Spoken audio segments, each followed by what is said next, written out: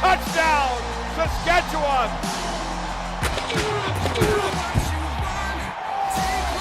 There goes Daniel Kabongo down the sideline. End zone, touchdown!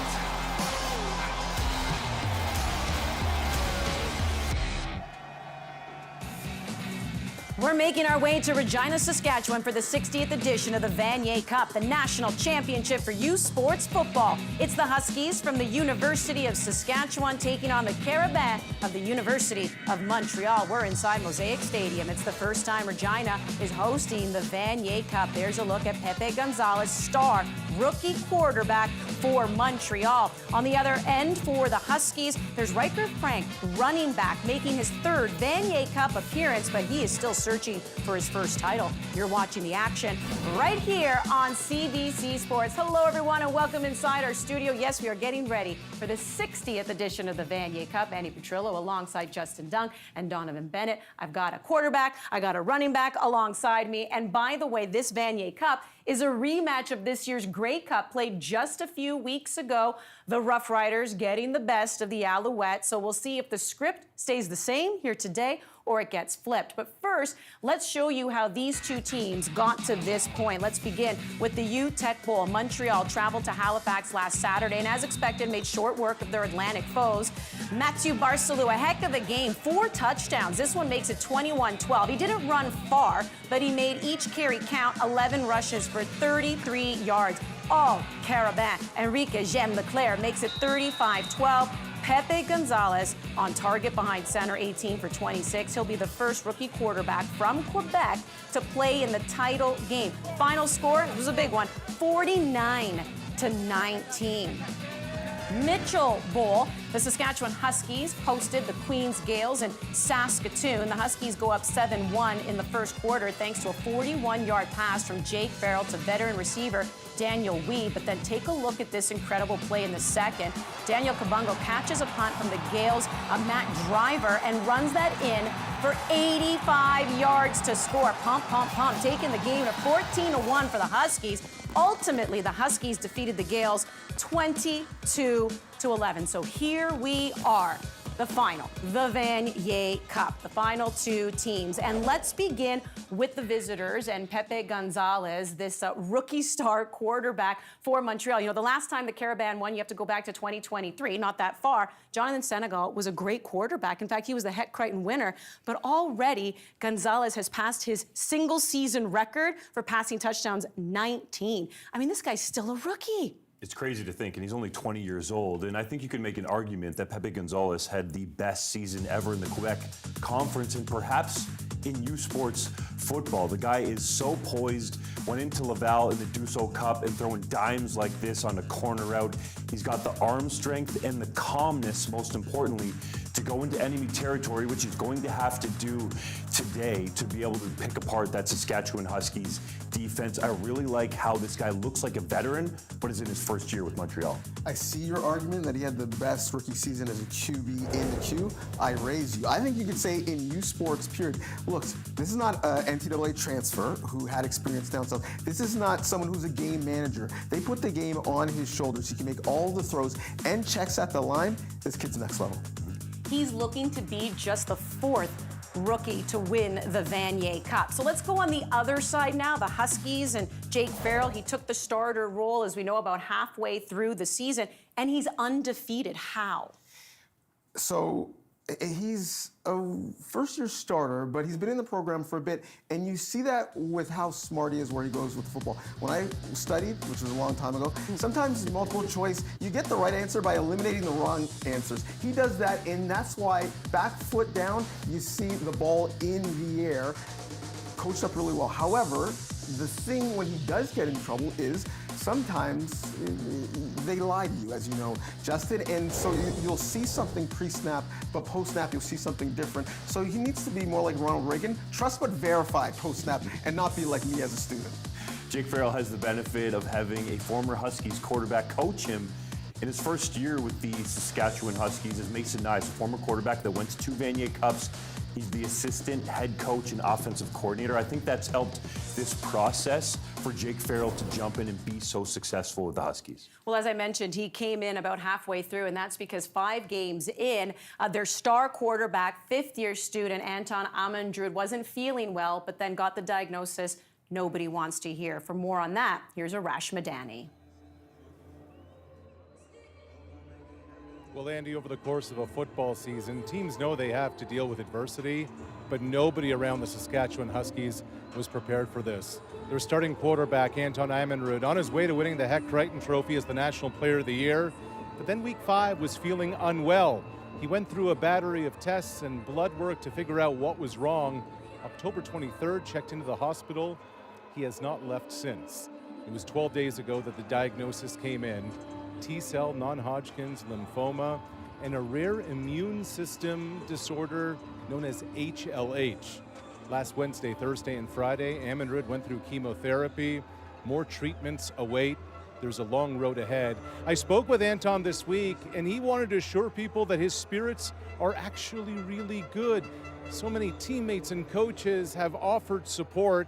After the Huskies won the Hardy Cup 2 Saturdays ago, Riker Frank and Nathan Jolet showed up with a gold medal and a championship hat for him. And Anton said, knowing that 90-something brothers have my back is just incredible. Now, a GoFundMe page has been set up. More than $60,000 has been raised. Anton was hoping to be here at Mosaic Stadium to watch the Huskies in the Vanier. Instead, he'll be a spectator. Meanwhile, his teammates have a number 11 sticker on their helmets. Andy, it's become clear, QB1 is front and center here at the University of Saskatchewan. And Arash, everyone here at the CBC family wishing Anton well. No doubt he's going to be cheering on his team today. And let's look at one of his teammates, and that would be wide receiver Daniel Wiebe, who's dealing with turf toe. Yes. Looks like he's ready to go today, but what are you expecting? Well, it's going to be tough to go. And this is remarkable. Listen, Joe Burrow has been out with turf toe for 2 months. It's questionable for tomorrow fantasy football players. But this is a tough injury to play with because it's a hyperextension of the toe at the plantar plate and those ligaments. No, I'm not a doctor, but I'll play one on TV. But this warm-up is going to be key because he hasn't been able to practice because he's in the walking boot, and thus that's when the overcompensation injuries happen. The toe, quite frankly, is already screwed. So they're going to shoe it up. They're probably going to put a carbon fiber plate in the shoe, which is kind of like running with a church shoe trying to play football. Not ideal. Not ideal, but if Daniel Wiebe is in the lineup, he can definitely be a game changer for this football team. He was so close to making the roster with the Saskatchewan Roughriders, who won the Grey Cup just a week ago. That's how good this guy is, the 2025 Canada West Player of the Year. Your description, though, is making my foot hurt right now. It's crazy that he's playing with this and trying to be explosive and have agility, which is the best part of his game. Remarkable. Well, for more on today's matchup, let's head on over to the booth. The 2 gentlemen who will be calling this, that would be Mark Lee and Deshaun Stevens. Gentlemen. Andy, when young Jake Farrell was pressed into service at quarterback at mid-season for Saskatchewan, it became necessary for veteran running back Riker Frank to become the Huskies' offense foundation. And he really has carried this football team, but he's also suffered a lot of wear and tear. And Deshaun, he was seen in a walking cast earlier this week at practice. Yeah, Riker Frank has shouldered the load for this football team this season. He's become a mainstay on offense. He's contributed immensely on special teams, and they've taken precaution. They've load managed him this week to safely get him through to this game. And they're gonna rally around Riker Frank today and expect him to rise to the occasion because he always has. This offense will go as far as number 34 takes them, and this Huskies team will rely immensely on Riker Frank if they want to win a Vanier Cup. Now the Carabins are in a similar situation. Their number 1 running back, Lucas Dembele Berthet, returns to the starting lineup here today, but he missed last week's UTEC Bowl with a leg injury. Yeah, on an offense that's already stacked with stars such as Pepe Gonzalez and Enrique James Leclerc, Dembele Berthet is just another problem for the Saskatchewan Huskies defense. And listen, this young man can do it all. He can carry the ball through to the second level, averaging nearly 9 yards per carry throughout these playoffs before getting injured. And of course, he can leak out the backfield and catch passes too. He contributes a different level of versatility to this already lethal Montreal offense. So Riker Frank could be the key to Saskatchewan's fortunes on offense here today, and Dembele Berthet makes a timely return for Montreal. Andy? Well, Montreal, no doubt, as you mentioned there, with that offense, and one of the teams to beat here today, obviously. Huskies trying to take care of business, and let's hear from their head coach, who's with our Arash Madani. Marco, at the start of the playoffs, you told your team it was going to be a 4-step process. Here you are at the culmination of it. What do you see from your team that has them ready to finish? This team's been resilient all year. A lot of people counted us out, doubted us early in the season. I think they took that personally. We took it as a challenge upon ourselves to show that our program was deeper than a couple of players. Every year we go through 20% of our roster pretty much that changes, and this year wasn't any different. Obviously we lost our quarterback, so that makes it takes for a lot of media attention, but the rest of our team was pretty much intact, and these guys had a chip on their shoulder, and they wanted to prove that we were more than just a few players. Saskatchewan lost their quarterback mid-season. Now Jake Farrell comes in, a little more mobile. He uses his feet and throws on the run. What challenges does that present for your defense? Well, he's been undefeated since he took over, right? So he's playing extremely well. He's protecting the ball. They're a run-first offense, so obviously they don't ask him to do too much, but what they're asking him to do, he's doing really well. Well, we love a good offense versus defense showdown. Carabins can attack, averaging 37.4 points per game. The Huskies have a stifling defense, limiting teams to 16.8 points. You're watching the Vanier Cup on CBC Sports.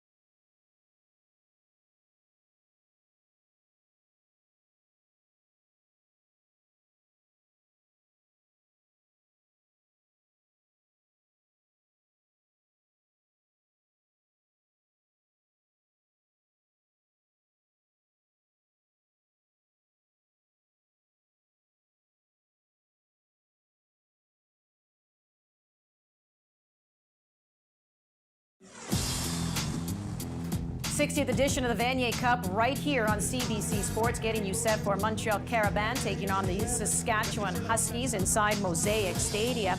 Montreal head coach has definitely admitted they want some revenge for how the Grey Cup played out. Will they get that? They most recently won the Vanier Cup 2023. As for Saskatchewan, you got to go back to 1998. That's the last time they won. They've been to the finals since. In fact, they've lost their last 6 appearances. Looks like a beautiful day, but for more on that and the game balls, let's get back to Arash Madani. Well, Andy, for late November on the prairies, you couldn't get better conditions for a football game. We have sun, no snow, no ice, the field is bone dry, and when you take a look at the flags atop the uprights, barely a flicker. This is as good as it gets for a Vanier Cup, where the footballs themselves are now a little bit of a discussion here. Wilson, the official manufacturer of footballs, has moved on to stitching right here on the stripes. 2 of the 4 conferences in the country, in the OUA and Atlantic Canada, they use the new footballs with stitching right here on the stripes. Meanwhile, Quebec and Canada West do not. They will use the traditional painted-on stripes. You see the official RSEQ ball. That's what Pepe Gonzalez and Jake Farrell will be using for the last time in a Vanier Cup game. Andy? Enjoy that lovely weather on the sideline, Arash. Let's get to the first quarter now with Mark and Deschamps. We're in the Queen City, Regina, in late November, and the conditions are ideal. The forecast high is 7 degrees at Mosaic Stadium, home of the Grey Cup champion Saskatchewan Roughriders. And so here we are 1 week later, and it's Saskatchewan and Montreal again. This time for the 60th Vanier Cup. Montreal coach Marco Iadeluca has designs on a second national championship in 3 years after winning the title in 2023 against UBC. And across the field, Saskatchewan's Scott Flory returns to the Vanier Cup for the 3rd time in 5 years. He's yet to win as a head coach. Montreal won the coin toss. They've decided to defer. Saskatchewan will receive. And there's the young rookie, Pepe Gonzalez. A spectacular season for him. His counterpart, Jake Farrell, in his 2nd season, but also a first-year starter. The kids can play, and we're all set for football in Regina. A sunshine day in southern Saskatchewan. Philippe Boyer will kick off for the Carabins. And we're underway in the 60th Vanier Cup. And the ball sails out of touch inside the end zone for a rouge. And so Montreal is on the scoreboard on the very first play. Jake Farrell, well, pressed into service at midseason, coming to the aid of his football team with Anton Amundrud ill and then diagnosed with cancer 1 week ago. But he's been unbeaten, 6-0 since taking over the controls of this Saskatchewan offense. He has moxie. He's not intimidated by the moment. Those are the words of Mason Nias, his offensive coordinator and a former Husky quarterback. First down, Saskatchewan at their own 35-yard line.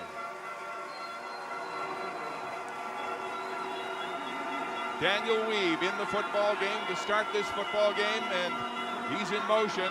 Downfield, deep, looking for Peachinen, and it's intercepted. Louis-Philippe Gauthier picks off Jake Farrell on the opening offensive play of this game.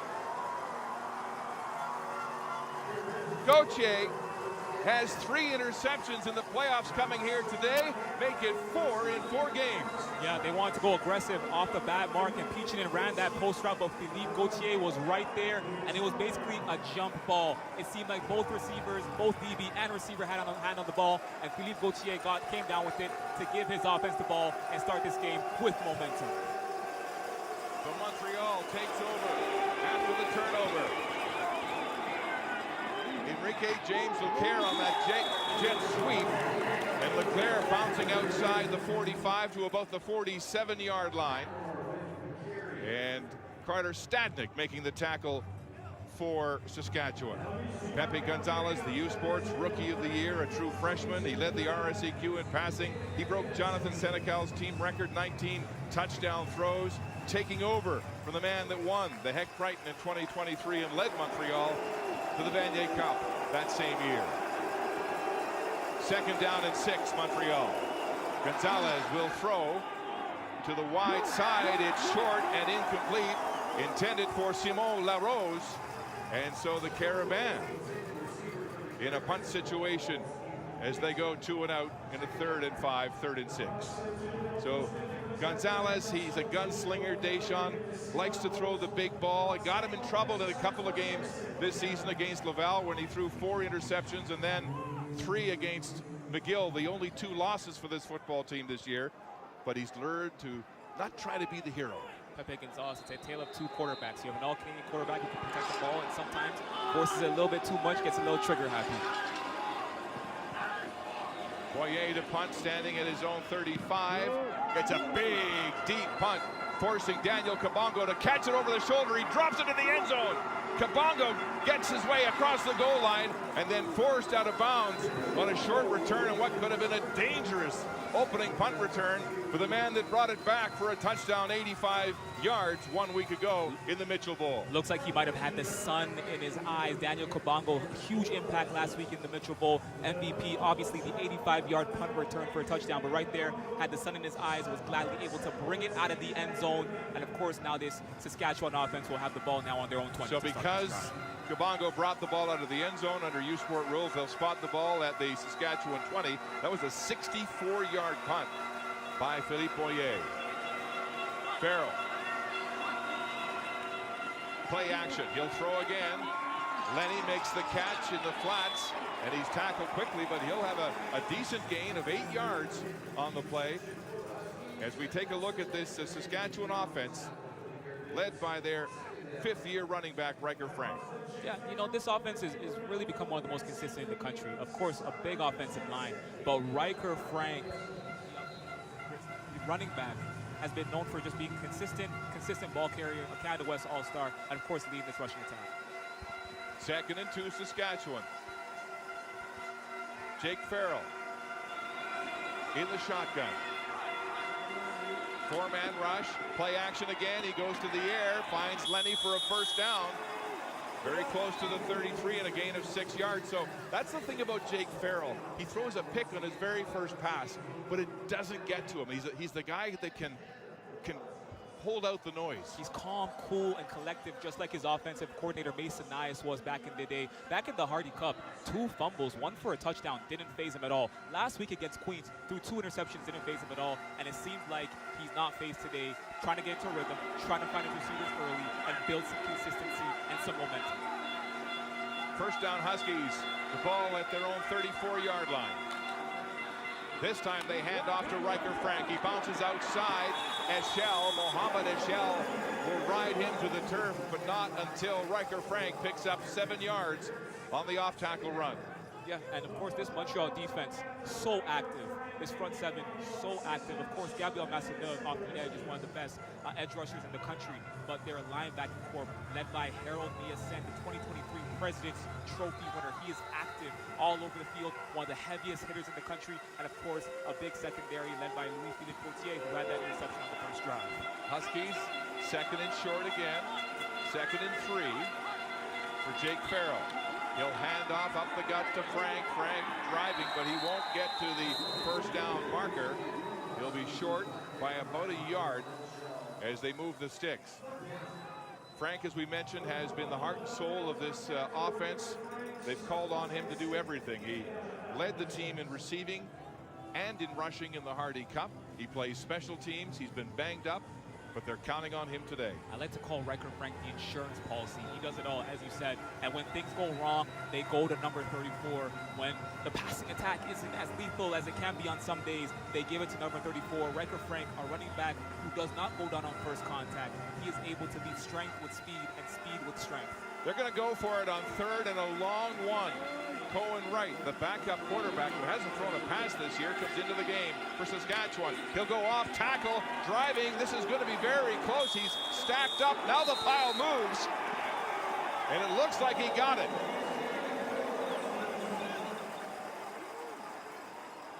Cohen Wright, the number 3 quarterback this season, bumped up to number 2 with the loss of Amandrud, and it is a Saskatchewan first down. So they'll hold on to the football and move the sticks. And Cohen Wright did not get the first down on that original effort. As you can see, he was stopped there at the line, but Riker Frank's able to come in from behind, push the pile, and launch him forward to a first down and keep this drive alive. Amazing effort from the backup quarterback and the running back as well. That was Jackson Kravchinsky who came in with the tush push at just the right time for that first down. He'll stay on the ground. Riker Frank is dropped in his tracks right at the line of scrimmage.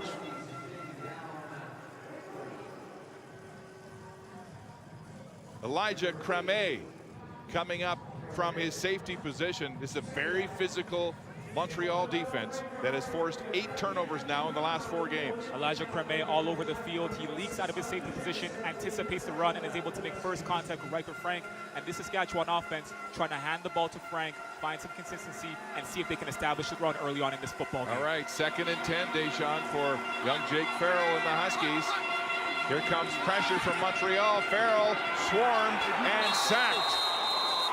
Benjamin McDougall, the first-year chemical engineering student from Montreal, with a big sack, and that will force the Huskies to punt. And you know what? The pocket closed down early. That front 7 was able to bring the heat. You see Mohamed El-Shell, number 45, is going to leak in there. The linebacker brings some pressure. And, of course, Benjamin McDougall gets home, brings down Jake Farrell, and gets this offense off the field to hopefully bring back on this Montreal offense and give their offense a chance to put some points on the board. Lucas Scott will punt for Saskatchewan. Louis Drolet is the lone man back to receive for Montreal at his own 25. Low snap. Scott shanks this one off the side of his foot. Drolet at full speed picks it up at the 40, breaks a tackle across the 50-yard line into the 51 as he caught that short punt on the fly and brought it back 12 yards for Pepe Gonzalez and the Carabin offense. They go to work when we come back.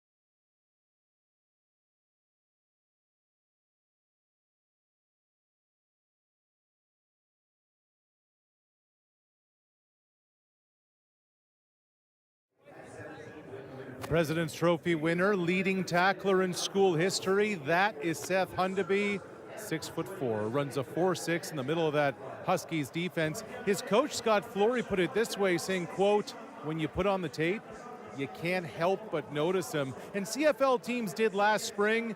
In the pre-draft process, 2 pro executives told me the reason Hundeby dropped to the 4th round of the Riders was because he made it clear to teams he was coming back to year 5 and to finish his engineering degree. Seth calls himself the pace setter in the Huskies leadership core. It will be paramount for him, guys, to help stop the run today. On first down, the ball is complete to Doso. Doso still on his feet, and he'll have a first down, crashing his way through that Saskatchewan secondary. Hassan Doso, who did not dress in the 2023 Vanier Cup after suffering a compound fracture in his leg, and he's a big feature in this offense. Yeah, Hassan Doso's had an amazing season. RSCQ All-Star got him the screen on the first play of the game, get the ball in his hands, and he's able to pick up a couple yards and move those chains. That's Montreal's first down in the early going of this football game after going 2 and out on their opening drive. Gonzalez will hand off.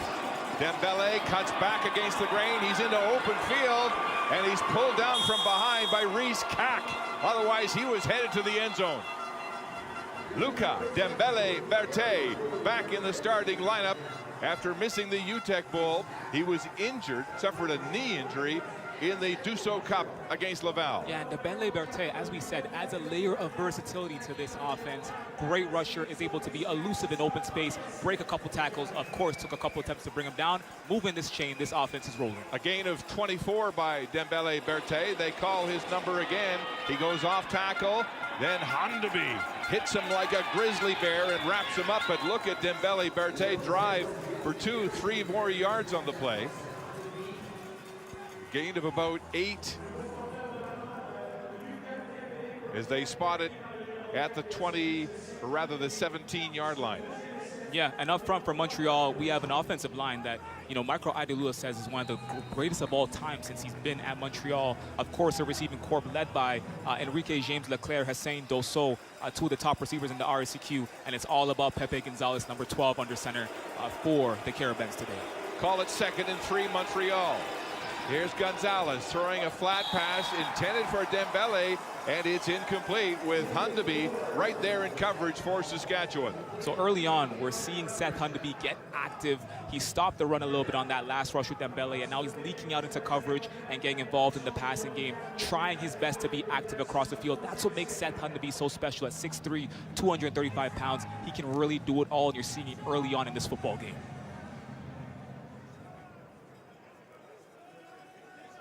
So the Carabins will attempt a field goal from the 24-yard line.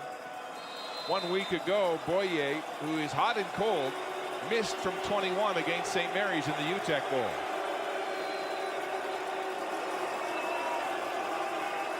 Boyer from 24.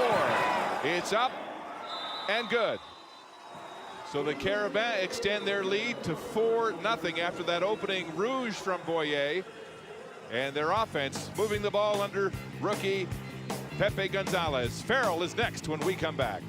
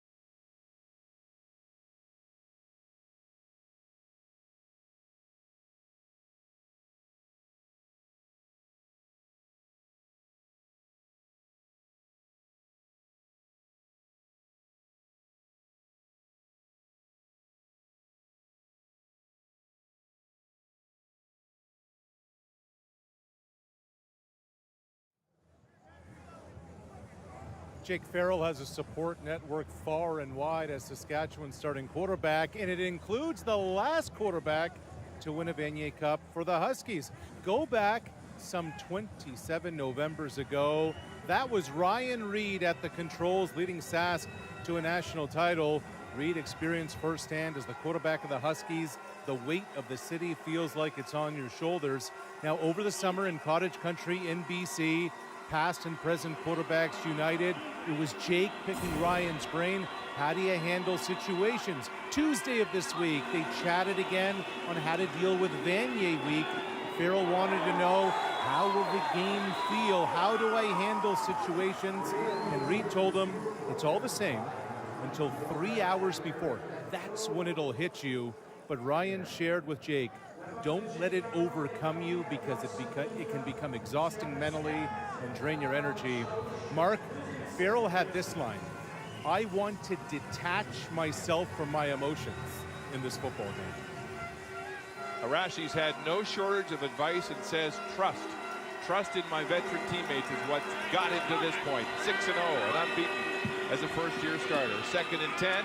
He'll dump it across the middle to Riker Frank. Riker Frank has a first down and a gain of 14 on the play. There's a flag on the play.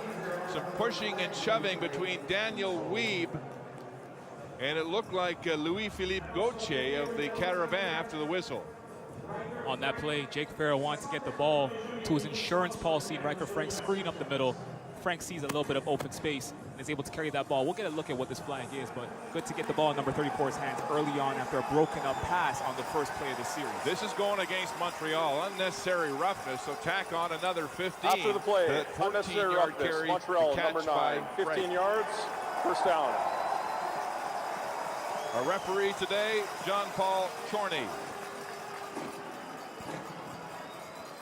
So that's a huge pickup of 29 yards when you add in that penalty. Absolutely. And this is the most penalized team in the RSEQ this year, Montreal. First down for Jake Farrell and the Huskies at the Montreal 46-yard line.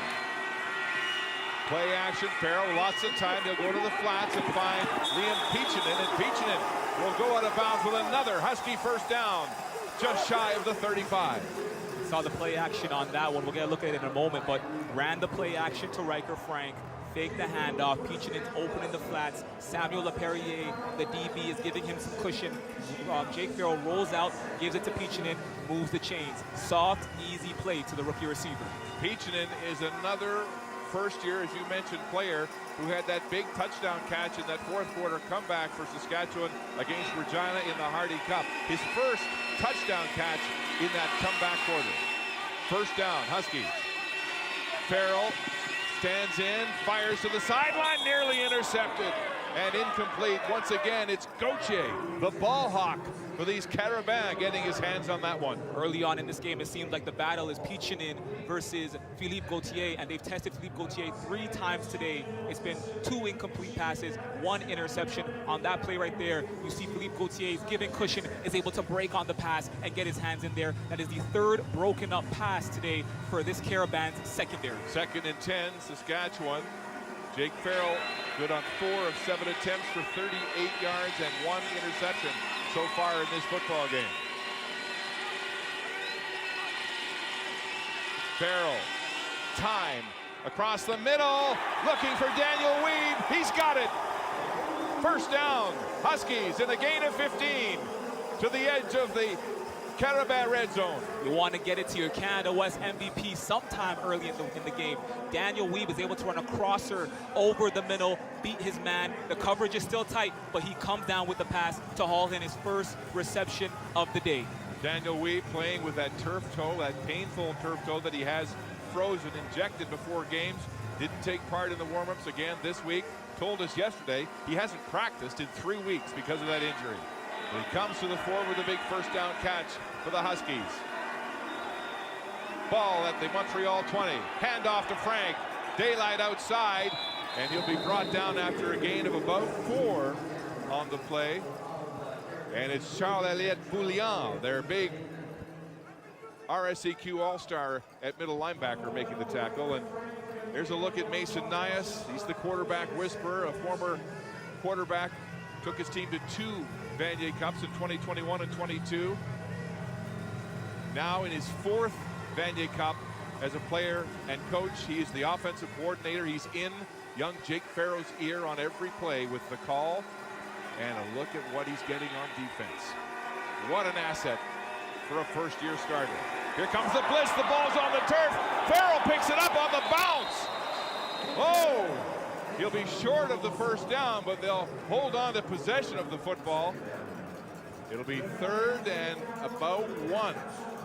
This is a lucky play, Mark. You see Sefrin, the center, snaps it low, bounces off the laces of Jake Farrell's cleats, but bounces forward, and no one's there. Jake Farrell's by himself, picks the ball up, gains a couple yards. It seems like the field goal unit is coming onto the field, but the Huskies still have a chance to come away on this drive and put points on the board.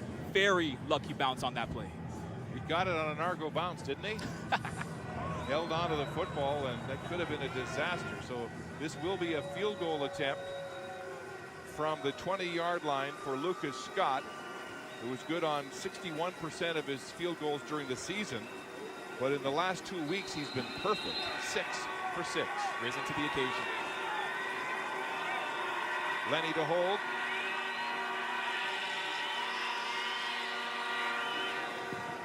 From the 20, it's good. So Saskatchewan is on the scoreboard for the first time as they cut the Carabin lead to 1. Pepe Gonzalez in the spotlight when we return to Mosaic Stadium.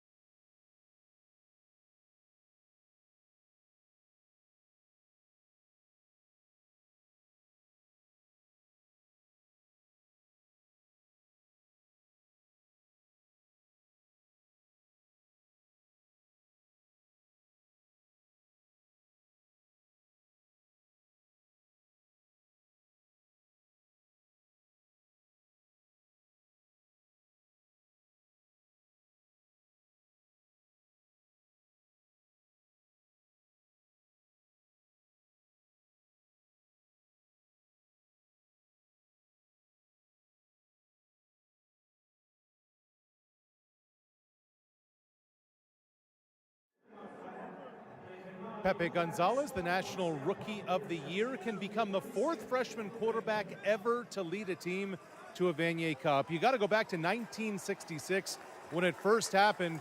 I spoke this week with both O'Connor and Hillock about their experience going through it, what advice they'd give to a kid going through it for the first time. O'Connor said it's so critical to lean on seniors, not think you have to do it all. Hillock's message: don't try to do too much, don't make it bigger than it is, and don't overthink things. Hillock said the most important factor of all, Mark, take care of the football. James Leclerc on the catch, and the pass from Pepe Gonzalez. He'll have a first down. And Arash, the one thing about this young rookie, no moment seems too big for him.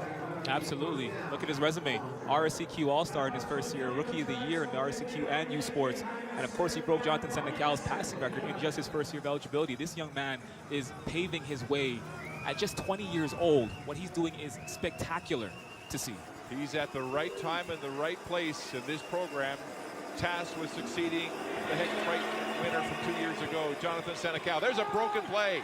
Now Pepe loading up, going deep downfield for LaRose. He's open. Oh, it's just a little too far. Simo LaRose deep downfield with Stadnik in coverage, just overthrown. And Mark, you talk about the poise of Pepe Gonzalez. You mentioned it. This was a broken play. The running back went the wrong way on the play action, but he's able to stay calm in the pocket, go through his reads, and find Simon LaRose open down the field. To be honest, it was pretty well placed, but wasn't able to come down with it. But a great look from Pepe Gonzalez in what was a high-pressure situation. Remy Lambert is now in at running back for Dembele Berthet for the Carabins on 2nd and 10. Gonzalez gets the ball away to Drolet. Drolet, that little gadget receiver, bangs his way to a first down for the Carabins. Yeah, simple read on that play. Drolet ran an out route. Pepe Gonzalez stared him down the whole time, and as soon as he broke, got that ball to Drolet and moved the chains for a first down. Drolet, one of 17 Carabins who played and won the 2023 Vanier Cup. So many of those players returning and in their 5th or 4th year looking to finish their job one more time and add a second ring to that collection of 3, so or potentially Montreal 3. moving the yardsticks on that gain of 11. Play action. Pepe loading up. Now he'll run to the wide side of the field. Oh, a big block by Lambert on Seth Enderby. The gain of 5. And Check making the tackle. A big saving tackle for the Huskies as Pepe Gonzalez had lots of open field. It'll be a gain of 4, make it 2nd and 6. And the intelligence of Pepe Gonzalez on that play. He leaves the pocket. He leaks out. There's open space. He's going through his reads. No one's there. He leaves and he sees Lambert, runs behind Lambert to use him as a block and gain extra yards on that play. Great job by Pepe Gonzalez in open space.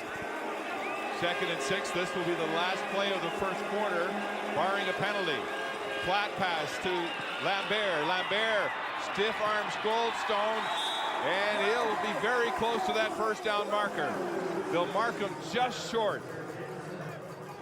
Remy Lambert, who carried the ball 1 week ago in the UTEC Bowl for the victorious Carabins over St. Mary's, has come into the game very early for Dembele Berthet. We're not sure what his condition is, but remember, he was injured and did not play a week ago.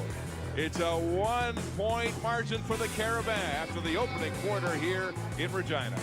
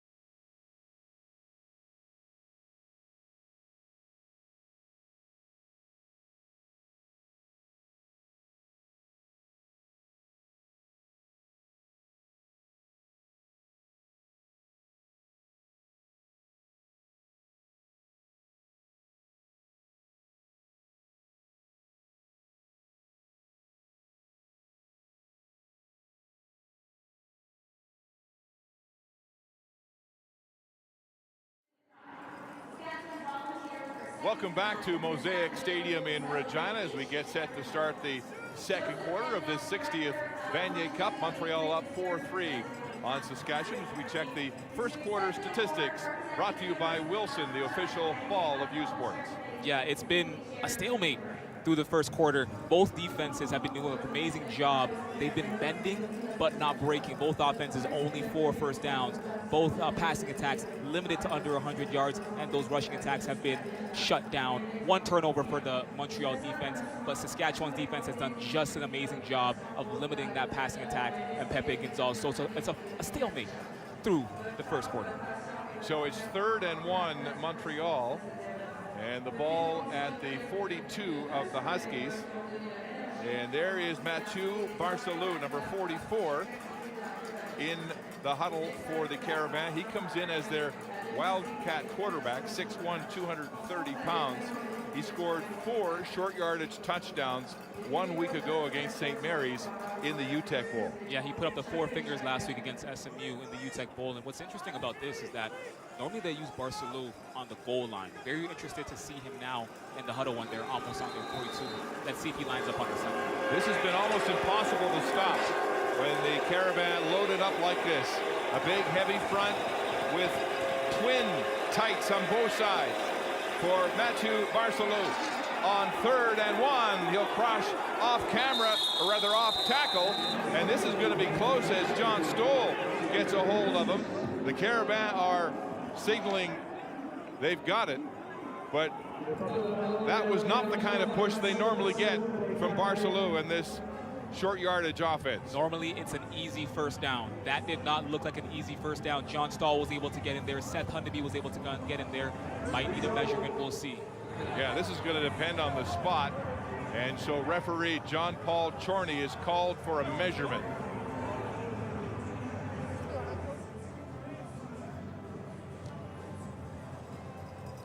Here comes the chain gang.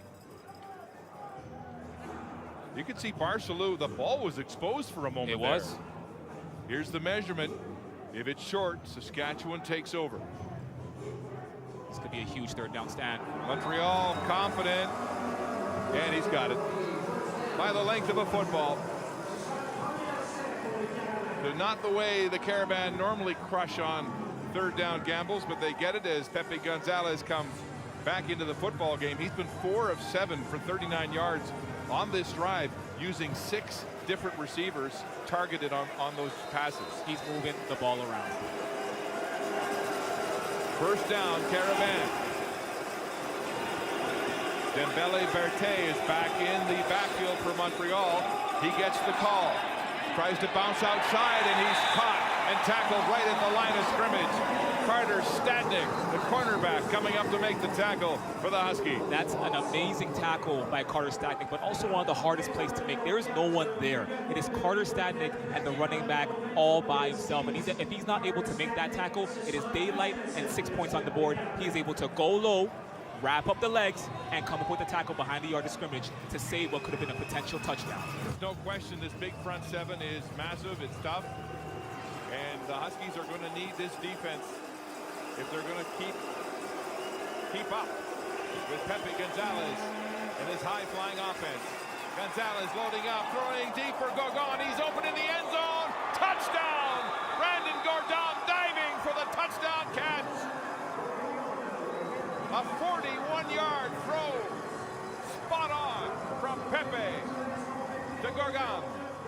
What a play. Pepe Gonzalez stood in the pocket. The pressure came, but he stared down Gorgon, who had his receiver, who had his DB beat, Cameron Cack, and he's able to haul that in the end zone. A little bit of a diving catch, secure the ball, maintain possession, and complete the touchdown to put 6 points on the board. What a catch to rotate in the air and protect that football. Gorgon was showing us the other day he wears surgical gloves underneath his football gloves. He says it keeps his hands warm and keeps any moisture out of his gloves. And boy, was he sticky there. He said it's a football thing. It's a football thing. Might be a new football thing. Brandon Gorgon from Gatineau with the game's first touchdown. Boyer for the point after, and it's good.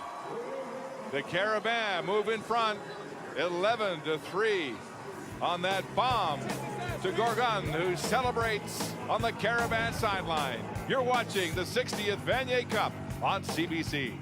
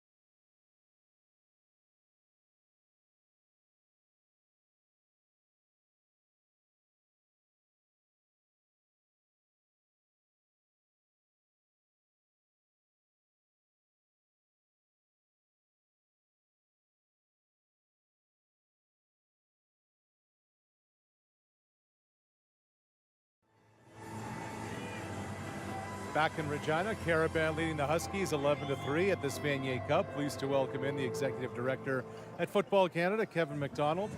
Flag football is going to the Olympics, and the national team has a couple of guys who've won Vanier Cups before leading the charge, Kevin. Yeah, we've got, it's a great opportunity for our sport. The chance to compete in the Olympics is something we never thought we'd have the opportunity to do. Michael O'Connor, Anthony Auclair, two veterans of this game, both having played in Vanier Cups, are leading our men's national program, so very exciting. You just look at the growth of our sport overall, but flag is really catching on and is gaining popularity. And on the tackle side, you know, you have Saskatchewan and Quebec, two football powerhouses provincially when it comes to amateur football. And now the payoff comes on the university side with so many homegrown players. Yeah, it's pretty impressive to see the talent, and you look at the growth of our high-performance programs at a national level tackle. You look at all of our amazing Canadians, whether it be in the CFL, the NFL, the NCAA, and watching these guys today, it's amazing to see the talent. And that doesn't come by accident. You know, these guys put in a lot of hard work, but the members of our community, our leadership at the provincial level, and it would go without, you know, my opportunity to thank all the volunteers across our country who go to making football a reality for our young athletes. I want to say thank you on behalf of our board of directors of Football Canada to all the volunteers that make this happen and possible. Well said. Kevin, thanks. Thank you. Mark? Huskies first down at their own 28 after that return from the goal line by Peyton Miller. Last series, Farrell threw 5 times. They ran it twice. This time they will start on the ground to Riker Frank, and look at the contact. A flag on the play as Harold Miasan gets in there to make a tackle.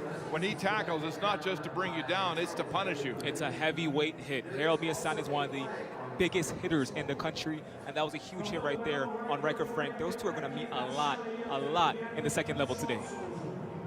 The officials are touching their head. We'll see what the call is here. Marco Iadeluca is curious as well. But Riker Frank is doing everything. He was actually on kickoff return there with Caden Miller. We've seen him catch the ball and run the ball. He's been the Swiss Army knife for this Huskies offense. It seems like there's no limitations for Riker Frank. Despite having an injury-hampered postseason, he's willing to still do it all. He's willing to still carry the ball. He's willing to still leak out the backfield. He's willing to still return the ball on special teams. He's giving his heart and soul to this program, and it looks like he's going to leave it all on the line today in this Vanier Cup. There's no infraction on the play. Second out. So after the conference, the officials decide there is no flag. And this will be a 2nd and 7 situation for Jake Farrell, Scott Flory, and the Huskies. They did not want to be in 2nd and long here today. Mason Nye is saying that first down is so important for this young offense, or this young quarterback at the helm of this offense. Big offensive line for the Huskies. as they line up on 2nd and 7. 5-man rush. Farrell across the middle. He has an open man, and it's complete for a first down. Mason Grabkowski making the catch. Another young receiver, another rookie who has had to step up with the injury to Daniel Weeb, curtailing his reps as they pitch count him and load manage him again today in this national championship with that turf toe. The Carabins brought the heat off of Jake Farrell's weak side, his blind side. He found Grabowski over the middle just to move these chains. 1st and 10, Saskatchewan at their own 40-yard line. Weeb heading downfield, lots of time for Farrell. He'll throw to the sideline. Lenny's got it! Dawson Lenny with a first down ahead of Nadir Chaouch, the backup Sam linebacker, playing in place of Nicholas Waugh, who was injured 1 week ago. And credits to the offensive line, did an amazing job protecting Jake Farrell, giving him time to go through his reads. Of course, Dawson Lenny is battling against Chaouch off the edge, beats Harold Miasen, finds daylight, moves the chains for a first down. Gain of 19 on the play as they head across midfield. Peachton motioning in along the line. They'll hand off to Riker Frank with a straight arm, but they're on him right away, and gang tackle right at the line of scrimmage. McDougall, Benjamin McDougall, the first-year chemical engineering student, makes the tackle, first man in contact. And they're not going to give up on trying to establish the run. Hand it off to Riker Frank on first down. See what he can do. It's taking not one, not two, but three Carabins players to bring him down. And of course right there, minimal gain, but of course trying to establish the run and get it to your all-star running back. It's a physical football team, this Carabin outfit, as they've got Saskatchewan in 2nd and 10.5. Movement now across the line of scrimmage. That's Boulian. He's saying there was movement on the Saskatchewan side. Charles Elliott Boulian, the chemical engineering student from St. Bruno de Montarville. You know, the interesting thing about this Montreal team is their academic excellence. There are so many players that are in professional programs. There are 3 guys in medicine. There are a number of athletes who are in engineering, in business administration, in aerospace engineering. It's amazing that they're able to carry that school load and play football 8 hours a day. It's a full-time job in Montreal. Yeah, and Marco Aidilua told us that he takes pride in having his players be in such great academic programs, maintain such high grades, and go on to do such great things professionally. Montreal 52, 5 yards. They take pride in the academic process. So it is against Montreal, offside. They'll move the sticks and make it 2nd and 4, Saskatchewan. Driving here into Montreal territory at the 45. Frank goes to the wide side. Across the middle, it's complete. Goulet on the receiving end for the Huskies. And another first down. Thomas Goulet from Saskatoon. And a gain of 12. And the Carabins secondary was lined up in a cover 1. Thomas Goulet works his way over to the strong side. Another crosser route, just like you saw Dawson Lenny on the last play. And of course, same play, makes the connection, moves the chains, another first down. Daniel Weeb has left the field to the sideline, moving gingerly as he did. First down, Farrell handing off to Frank. He's got a gapping hole, and across he breaks another tackle. Stays on his feet all the way to the 15-yard line. Riker Frank with a big carry. 18 yards. Hand it off to your insurance policy. Riker Frank takes that handoff, and he's just always able to find a way. First contact, he doesn't go down. Second contact, he doesn't go down. You see, he stays in there trying to bring him down. Of course, it's Philippe Gauthier eventually making the tackle, and Cramier to stop him just short of that 10-yard line. Looks like he's on the 14-15. First down, Saskatchewan. Their 2nd consecutive trip to the red zone. Handoff is to Frank, and Miasson makes contact in the backfield to stop Frank in his tracks. So it'll be a loss of 1 on the play. Remember, they came away with that short field goal in their last trip to the red zone. Can they hit the end zone this time? Harold Biasson on the linebacker blitz, and right there, it's just an open hole. And it's just him and Riker Frank face to face, and Biasson's job is just to make the tackle. He makes the tackle, brings down Riker Frank, minimal gain on the play. Marco Ayadeluca says Biasson is our lightning bolt. Looks like they're sending the pressure. 4 receivers to the field. Here comes pressure. Farrell has the ball away. It's caught.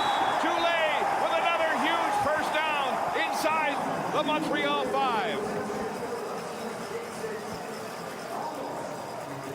Huskies reacting to everything the Carabins are throwing at them on defense. What a brave play by young Jake Farrell. He knows the blitz is coming. They're showing blitz pre-snap. He stands in there, takes the heat, waits for Goulet to get open across the middle, puts it in a window where he can get it. Big first down, keeps this offense rolling. Very brave play by young Jake Farrell. That's at least 3 second down conversions by Farrell. After that 12-yard gain, they'll hand off to Frank, crushing off tackle, touchdown, Saskatchewan. Riker Frank bulldozing his way into the end zone.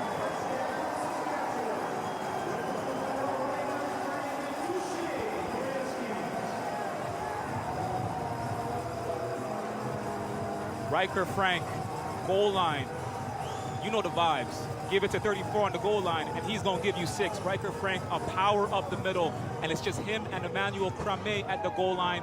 He breaks that tackle, bulldozes his way into the end zone. Look at that hole. I mean, it was the safety. It was the only guy who made contact at the goal line. Riker Frank, the anchor man on this offense with all the injuries they've gone through this year. The point after is good from Lucas Scott, and the Huskies are back within 1. What a response.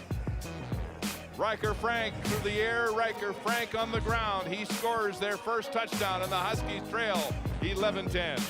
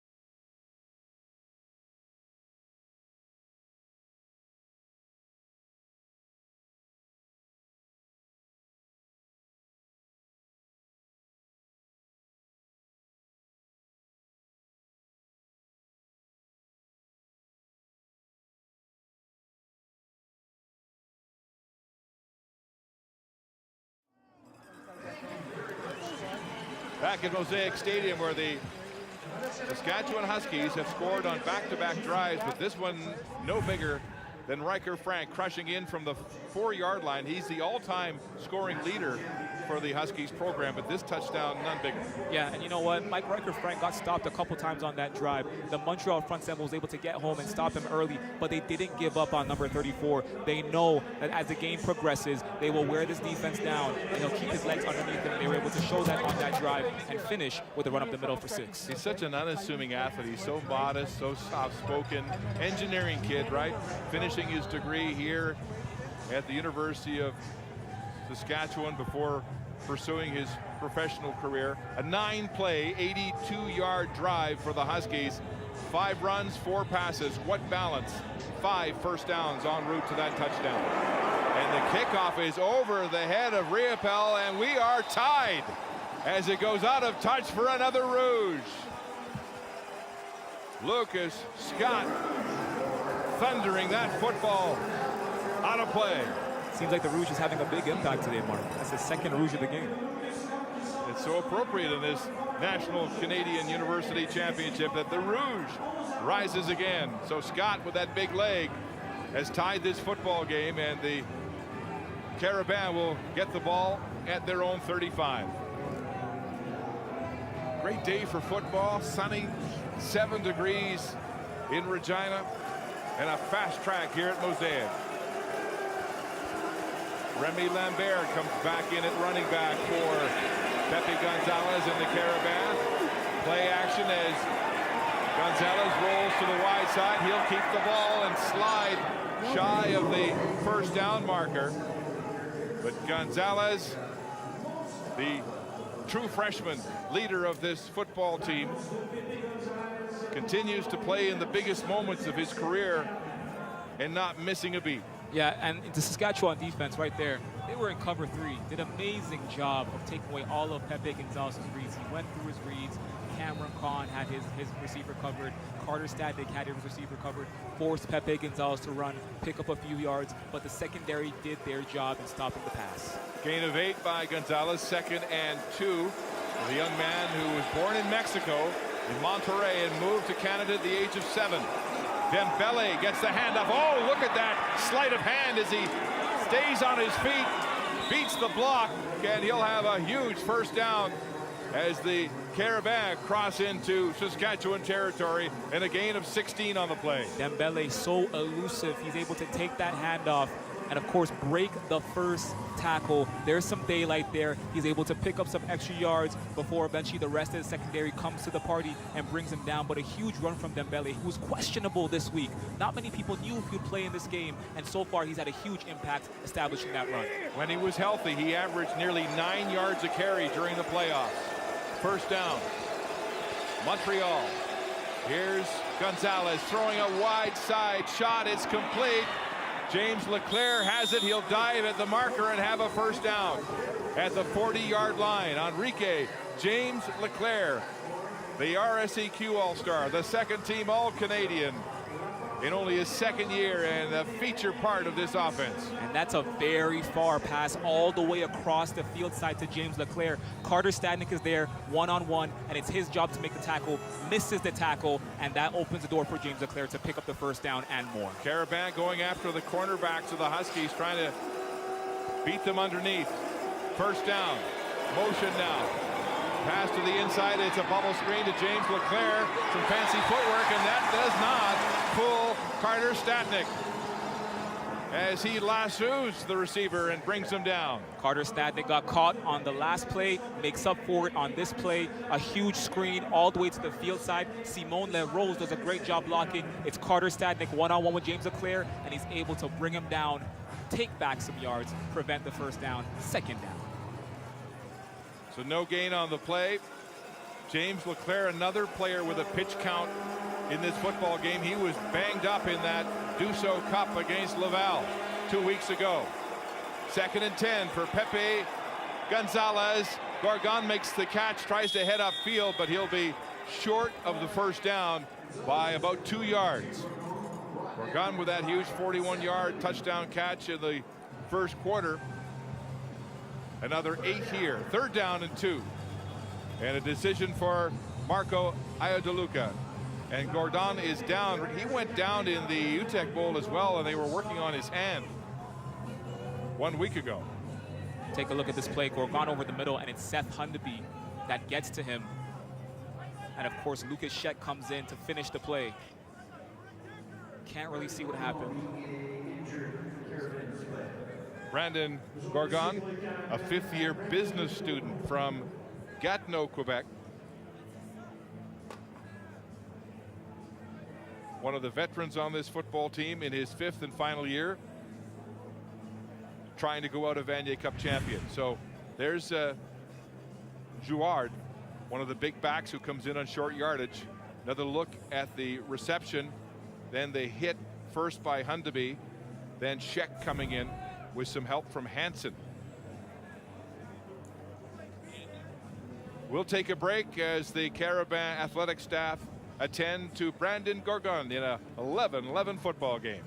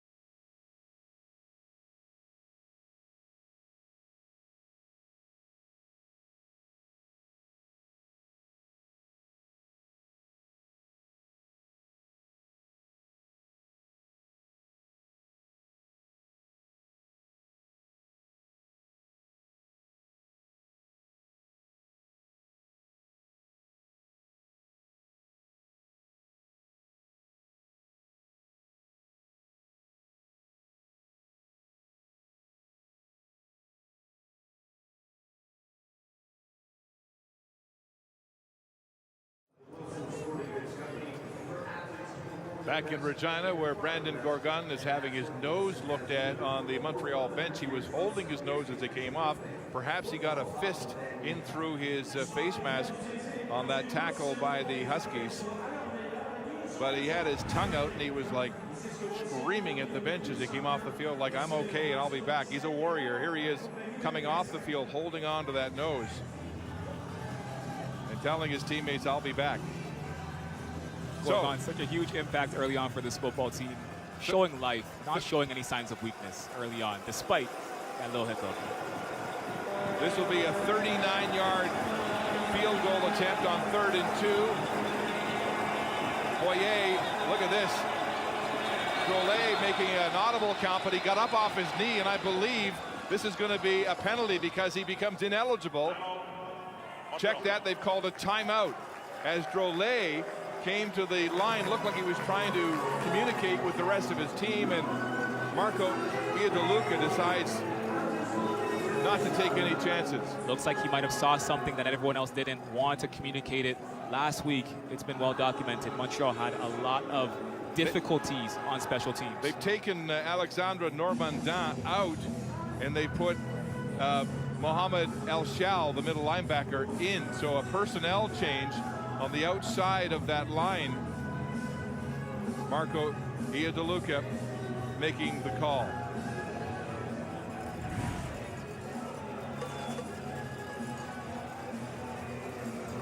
You can see, looks like he sees something, gets up, makes a call. It almost looks like they're overloaded on one side. It looks like it was. So this will be a 39-yard attempt for Philippe Boyer. We had a rough week last week. He shanked one and missed it from 21 at St. Mary's. He also had one block. From the 39, Drolet to hold. It's kicked, it's low, it's wide again, but it goes through the end zone for a Rouge. So Philippe Drolet continues to give gray hairs to his head coach as he misses from 39. Mark, what was that line? What was that line you said? The Rouge has risen again? Risen again. The Rouge has risen again. That looked a lot like that 21-yard line drive that he missed wide left against St. Mary's. Yeah, and what did Marco say? I wish there was no kicking in football. Wish there was no more kicking. If he could, if Marco Iadeluca could, he would get rid of kicking in football. So the Huskies back on offense. Boyer steaming on the sideline. Here comes the pressure. On the outside, pressure, but they hand it off to Riker Frank, and he drives across the 40-yard line. What a pile-up there as Boulien, that big middle linebacker who leads this team in tackles, makes contact. And for the Saskatchewan Huskies, what you want to do now at this point in the game, you're down by 1, 4 minutes left. You want to just be able to take control of the clock, take control of the pace of the game. You don't want to rush through things. See if you could drive your way down the field, work and tire out this Montreal defense, and try to get some points on the board. Daniel Weed back on the field for Saskatchewan on this 2nd and 4 situation. They'll hand off to Riker Frank, and he'll be very close. His 11th carry of this first half, and very close to a 5-yard gain. That's what he needed, and it is a first down. So Riker Frank with 11 carries now for 48 yards. Yeah, his mileage is increasing as the game progresses. He's able to find a hole off the edge. A big collision with Mohamed El Shal, 6'4" linebacker, who's an RCQ All-Star, but able to move the chains for the first down. Riker Frank told me this week, if they're stronger than me, I'll beat them with my speed. If they're faster than me, I'll beat them with my strength. If they're faster and stronger than me, I'll beat them with my head. We love that, Cole. First down. The ball is complete to Daniel Weave, and he'll have a first down at center field in a gain of 12 on the pass from Jake Farrell. So Weave back in the game as they manage him in this first half in that painful turf toe injury. But the Canada West Player of the Year moves the sticks. And one of the things that Daniel Weave does so well is he's able to find open space in the secondary in those zones. He does that right there with that short hook route. Elijah Cramier is able to stop the play, but of course it's a first down. Great pass to your Canada West MVP to move the chains. We've only caught 3 passes last week, but for 80 yards. His first was a 41-yard touchdown.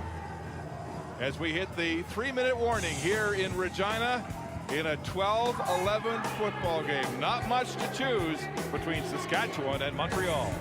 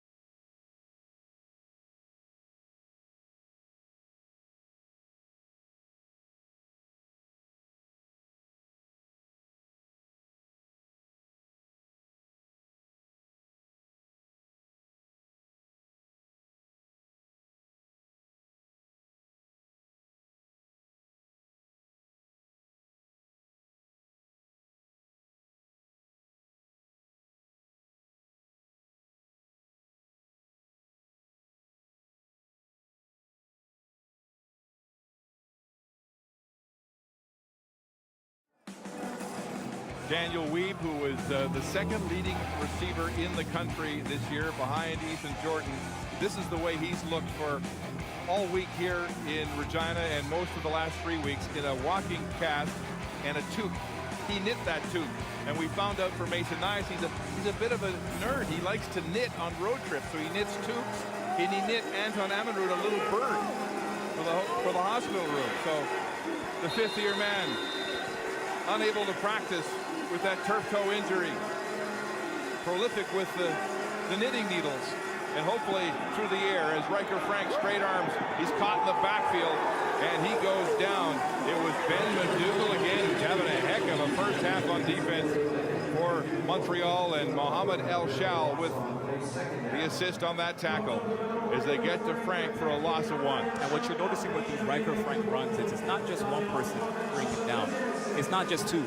It's 3, it's 4. Benjamin McDougall, he's an RSCQ All-Star, RSCQ Defensive Rookie of the Year, is able to get there and complete the tackle, but he needed the help of Mohamed El Shal. Riker Frank really wearing and tearing this Montreal front 7. It's a loss of 3, so score at 2nd and 13 for Jake Farrell. Farrell rolling to the wide side, looking for time. He'll throw, and it'll hit the turf incomplete. Paul really never had a chance as he overthrew Thomas Joulet. And so the Huskies, after back-to-back scoring drives, will have to punt. Great job by the Montreal secondary. They're in a cover 3 flat, and they're taking off all of Jake Farrell's options. He's in there, he has time, he rolls out, he goes through his reads, there's some pressure off the edge. He sees Joulet, overthrows it a little bit. Daniel Weeb is a little bit in the vicinity as well, but ultimately it's an incomplete pass. Farrell good on 10 of 14 so far in this football game for 124 yards and 1 interception. He's thrown to 6 different receivers. All kinds of motion here in this Husky special team, which is really a pro-like special team. The ball is away and nearly blocked. Scott just got it away. Drolet will let it bounce out of bounds at about the 22. But that was close. Yeah, you saw the pressure. They brought the pressure and they almost got home, but of course, able to get the punt away, rolls out of bounds, and we're gonna see Pepe Gonzalez in this offense. Look how close it is to being blocked. Fingertips, and also almost close to being a penalty as well. But missed the kicker, no flags on the play, clean punt. 35-yard punt, no return as we go to the sidelines with Arash. Mark, just a couple of things, all good with Gourgon. He said he got punched in the nose through the helmet. Meanwhile, Dembele, both ankles just got retaped. Remember, he's dealing with a lower body issue. Arash as Gonzalez goes to the air to Simon LaRose, and he'll head upfield for a first down and a gain of 11 yards on the play. And what you're noticing is this Saskatchewan secondary has done a great job taking away all the deep passes. And so what Pepe Gonzalez is doing is he's turning to allow the short passes to get the ball in the hands of his receivers and let them make a play on yardage after the catch. Does that right there. Small pass to LaRose. He's able to pick up a few yards. LaRose, another veteran from that 2023 Vanier Cup champion Montreal Carabins football team. First down at their own 33. Handoff is Dembele, who's all taped up. He meets with a stiff resistance as Seth Hundeby sticks his nose in there, and it's a gain of 3 for Dembele. And we'll see how he manages to hold up with this contact after missing last week's game with that leg injury. Yeah, and that's a big-time hit from Seth Hundeby, number 4, the U Sports Defensive Player of the Year. Able to pick up a few yards, but as you see Dembele, again, fighting for the extra yardage. That's what makes him so special. Does not just hold down on first contact, always wants more and always tries to get more. Second and long, 2nd and 7 for the Carabins, with less than 2 minutes to play until halftime. Gonzalez with time, wants to go deep, can't find a receiver, rolling now. He's across the line of scrimmage, it looked like, and there's a flag. The ball is complete to LaRose, but I believe Pepe Gonzalez was across the line of scrimmage, and this will be an illegal forward pass. We're going to get the call, but Mark, one thing to notice here, Saskatchewan is going with a 30 front, which they haven't done all season. They're going with a 30 front, bringing in an extra linebacker to help protect the pass, stop the pass, and that's what forcing Pepe Gonzalez to leave the pocket and go on these scrambles. His receiving corps is being shut down by this secondary. Well, that's an interesting development for this defense. They have so many talented defensive linemen. They went back to a 40 front this year. They had so many good defensive linemen. They moved one of their defenders, Jackson Kremchinski, to the offensive line. Yeah, such a talented defensive line overall. You look at Charlie Parks, you look at Reese Catt, you look at Reese from McCormick. These are all guys that have futures playing professional football. So a long conversation here as Scott Flory has come out off the bench. You can hear him say he was over the line of scrimmage. And they're going to pick up the flag. I'd like to see this again. Wow. So they will not call Gonzalez for crossing the line of scrimmage. Wow, let's get a look at it right here. Pepe Gonzalez, again, the 30 front. He is forced to leave the pocket. He's way over the line of scrimmage. It looks like he's at the 33-yard line. He was at least 2 yards, it looked like, over the line of scrimmage. But they pick up the flag, and the catch by LaRose will move the sticks with 1:40 and counting to go in the first half. Here's a jet sweep. A little touch pass inside to LaRose. LaRose with a tackle break, and then he stumbles. Oh, he broke a tackle, had a block with Gorgon down the sideline, and then they clipped heels or something, and he went down. Wow, what a play. As you can see right here, Pepe Gonzalez is able to do the jet sweep to LaRose, and he's coming off the edge. Great block by Hassan Dosso. Great by Gorgon, but it looks like he trips up on Gorgon's cleat and falls down. That was about to be 6, but the trip saved it. It's a gain of 29 on the play by Simon LaRose, who looked like he was headed to the end zone.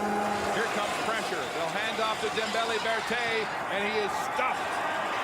Still on his feet. Stadnik tries to strip him. Charlie Parks in there making contact for the Huskies.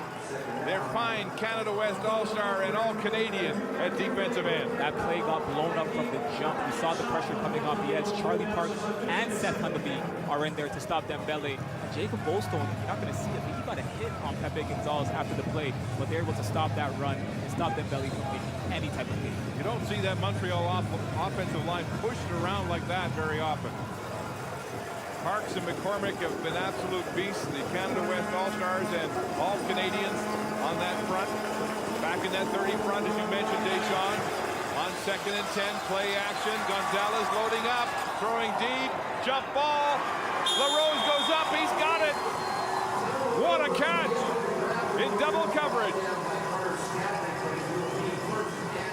So Simon LaRose becoming a feature here in the Montreal offense. Simon LaRose coming out of the slot, number 88. You'll see right here, he runs a beautiful corner route. Is able to beat his DB. A little bit of an exchange right there. Look at that, the fake post.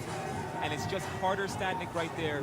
Anisu Latmore able to make the tackle, but not before LaRose is able to come down with it. Huge play to put them inside the 10. Last 4 catches have been by Simon LaRose on this drive for Montreal. Double tight end formation. In the red zone inside the 10. It's a quick handoff to James Leclerc as he scoots outside, but Lucas Scheck will take him down at the 5. It's a gain of 2 on the play. Leclerc frustrated, looked like he wanted a block from Dosso, and he lets him know it. What a play from Lucas Scheck. As you say, the block was missed, and Lucas Scheck is in a track meet with Enrique James Leclerc. It seems like they know the jet sweep is coming. Lucas Scheck is right there, runs down Enrique James Leclerc, prevents the gain, and of course there's no block off the edge, so Dosso might have missed the block that could have potentially launched him into the end zone. Play is whistled in, 20 seconds and counting here. The clock training on the Carabins. Second and goal from the 5. And a timeout called by Marco Iadeluca with 11 seconds left to play in this first half. This drive continuing after what looked like an illegal forward pass when Pepe Gonzalez looked very much over the line of scrimmage with that throw to LaRose, but LaRose has made 4 big catches to get Montreal into scoring range. 4 big catches, and Mark, most importantly, this drive has become extremely physical. A lot of play going on in the secondary, a lot of physical play going on in the secondary, a lot of physical play going on in the trenches. Pepe Gonzalez has taken a few hits. Of course, we'll see if this Saskatchewan defense, they bent, but we're going to see if they're going to break on these upcoming plays. We'll see if Montreal can get into the end zone. So Gonzalez on the sideline, his offensive coordinator, Gabriel Cousineau, was Marco Iadeluca's quarterback when they won the Vanier Cup in 2014, when Iadeluca was the offensive coordinator under Danny Machocha. This will be the 8th play of this drive coming up. They've reset the clock, 13 seconds left. Now, if they don't score here, they got to get down before the clock strikes 0. Pepe Gonzalez getting so many comparisons to Jonathan Sedecal, but Marco Iadeluca said Pepe Gonzalez is a lot like Gabriel Cousineau. That's the biggest comparison that he actually compares him to as a player, as a young quarterback in what he sees. Gerard Langlois into the game. The big fullback motioning to the wide side, setting up behind the tackle. Dembele in the backfield. Pepe Gonzalez, he'll roll and throw. It is not going to be complete in the end zone. 2 yards short. 8 seconds on the clock. It was Drolet, the receiver on that play. And so 3rd and 2 with 8 seconds to go. And another amazing play by Lucas Scheck. Look at the flats. Look at the crosser over the middle. Lucas Scheck is in pursuit of Drolet, and it's on him to make that tackle, or else this is a touchdown, and he's able to make that tackle, get his hands on the ball, and even try to force a turnover. Well, Marco Iadeluca respects this Husky defense as he sends his kicker, Philippe Boyer, out after he shanked his first attempt. Second attempt, check that. So this ball will be spotted just inside the 10-yard line for Boyer on the left hash mark. So this is going to be a sharp angle kick. Drolet to hold. Look at where he's standing, almost right next to where the ball will be held. The ball is up, kicked, and good. So a chip shot from the 10 on the final play of the opening half. Boyer puts the Carabins up 15-11 in an exciting 60th Vanier Cup. Boyer out of the doghouse as he hits it from 10 and gives his team a 4-point lead.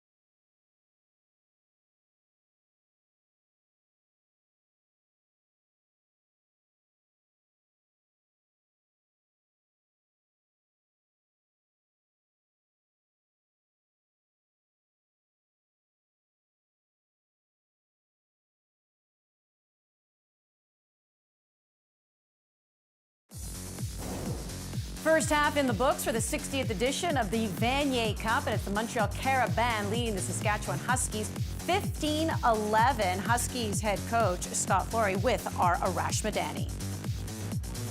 Scott, in a game where points are so hard to come by, to make the stand there at the end of the half, just how important was that for the defense? Yeah, no, it's a great job there by the defense. I mean, they've launched, I think, 3 now. They're 2 for 3 on pushing the ball vertically down the field. We're 0 for 1 on those, but man, at the end of the day, who we are, we grind the ball, we do that kind of stuff in our defense. They're finding their footing here. I mean, it's a good first half. It's a good team.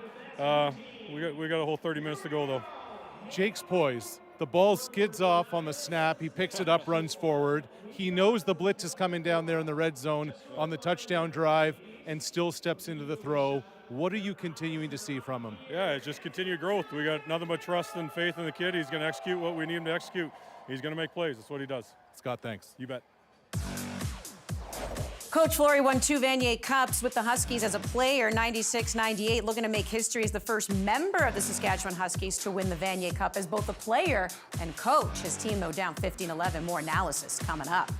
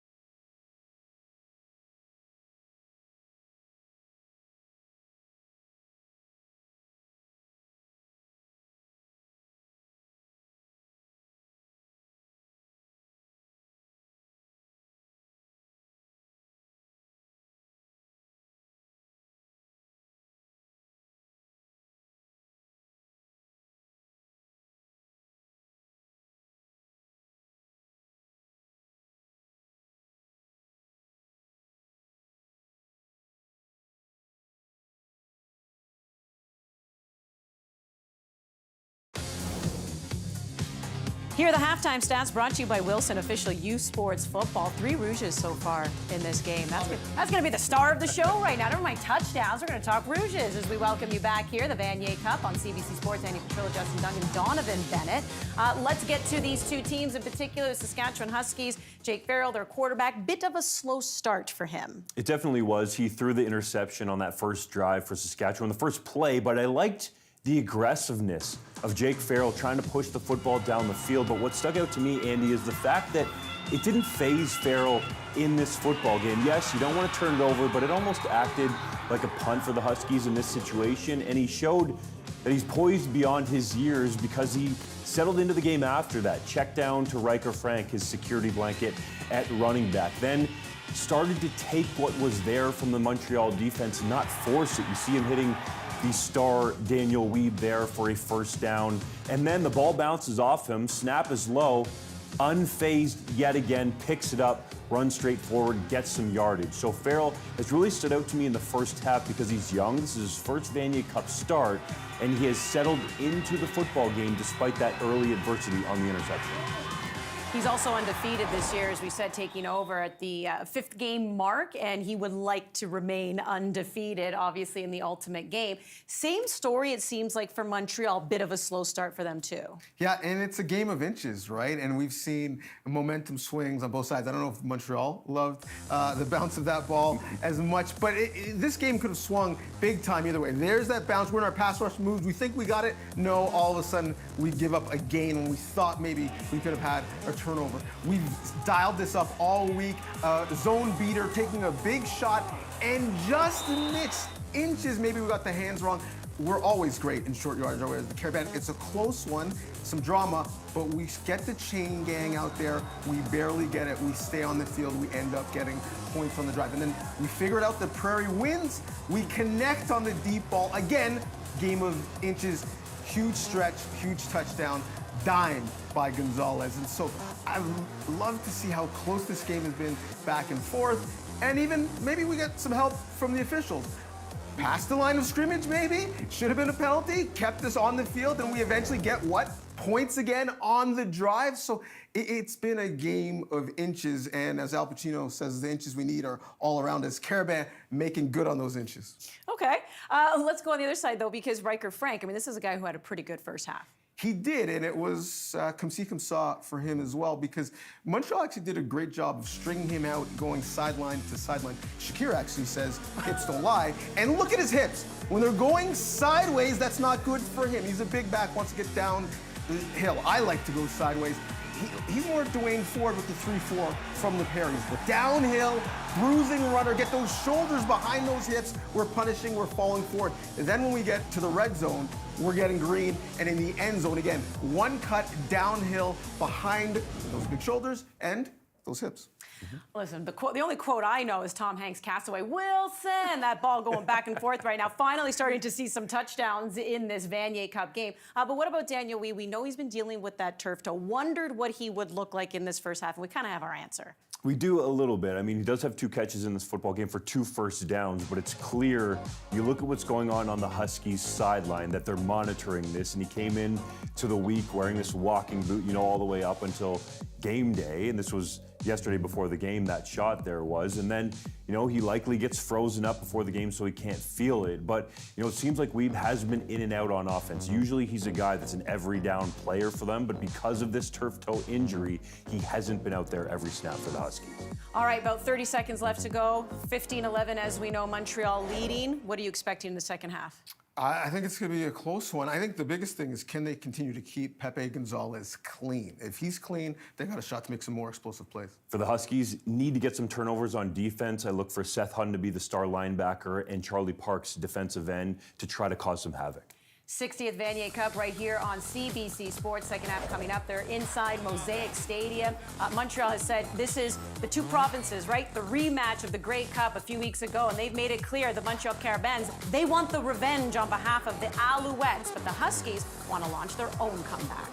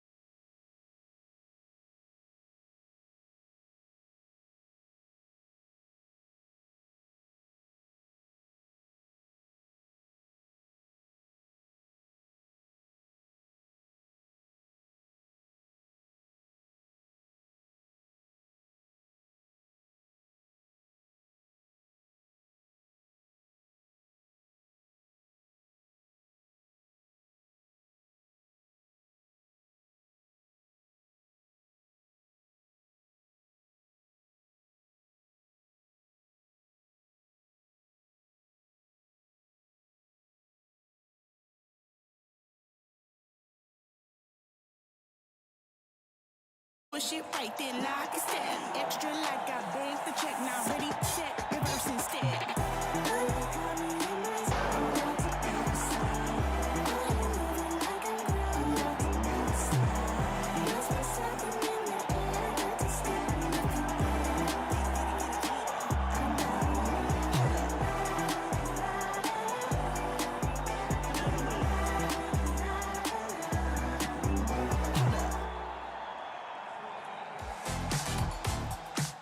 Oh yes, Calgary's Olympic Oval hosting the second stop on the Speed Skating World Cup Tour. The rink is the scene of so many triumphs over the years. More than 300 world records have been set at the Oval. We'll bring you there after our Vanier Cup coverage. Lots of Canadians taking part in Calgary, Alberta. But right now, yes, it is 15-11 Montreal over Saskatchewan in the 60th Vanier Cup right here on CBC. Riker Frank, 12 carries, 42 yards in that first half. He also has the touchdown for the Huskies. With their thoughts on the first half, here are Mark Lee and Deshaun Stevens. Talk about that last Montreal drive in the first half, a controversial drive that began when Pepe Gonzalez appeared to be well across the line of scrimmage when he threw the football. The ball was spotted just across the 35-yard line, and if you watch here, he throws the ball at about the 37-yard line. Gonzalez rushes out of the pocket. Now he's across the line of scrimmage here, throws the ball to Simon LaRose. Once again, let's look, the ball just across at about the 36-yard line for Montreal. It's 2nd and 7 in this situation. Gonzalez will step up. He'll cross the line of scrimmage. A flag flies, but the officials later decide to pick it up. So instead of being a 5-yard penalty and a loss of down, meaning that Montreal would have to punt, the Caravan drive continues. LaRose makes the catch for a first down. He has 4 big catches on this drive to move the football into scoring position, where Saskatchewan then stiffens. Yeah, Saskatchewan, they were bending on that drive, but they didn't break.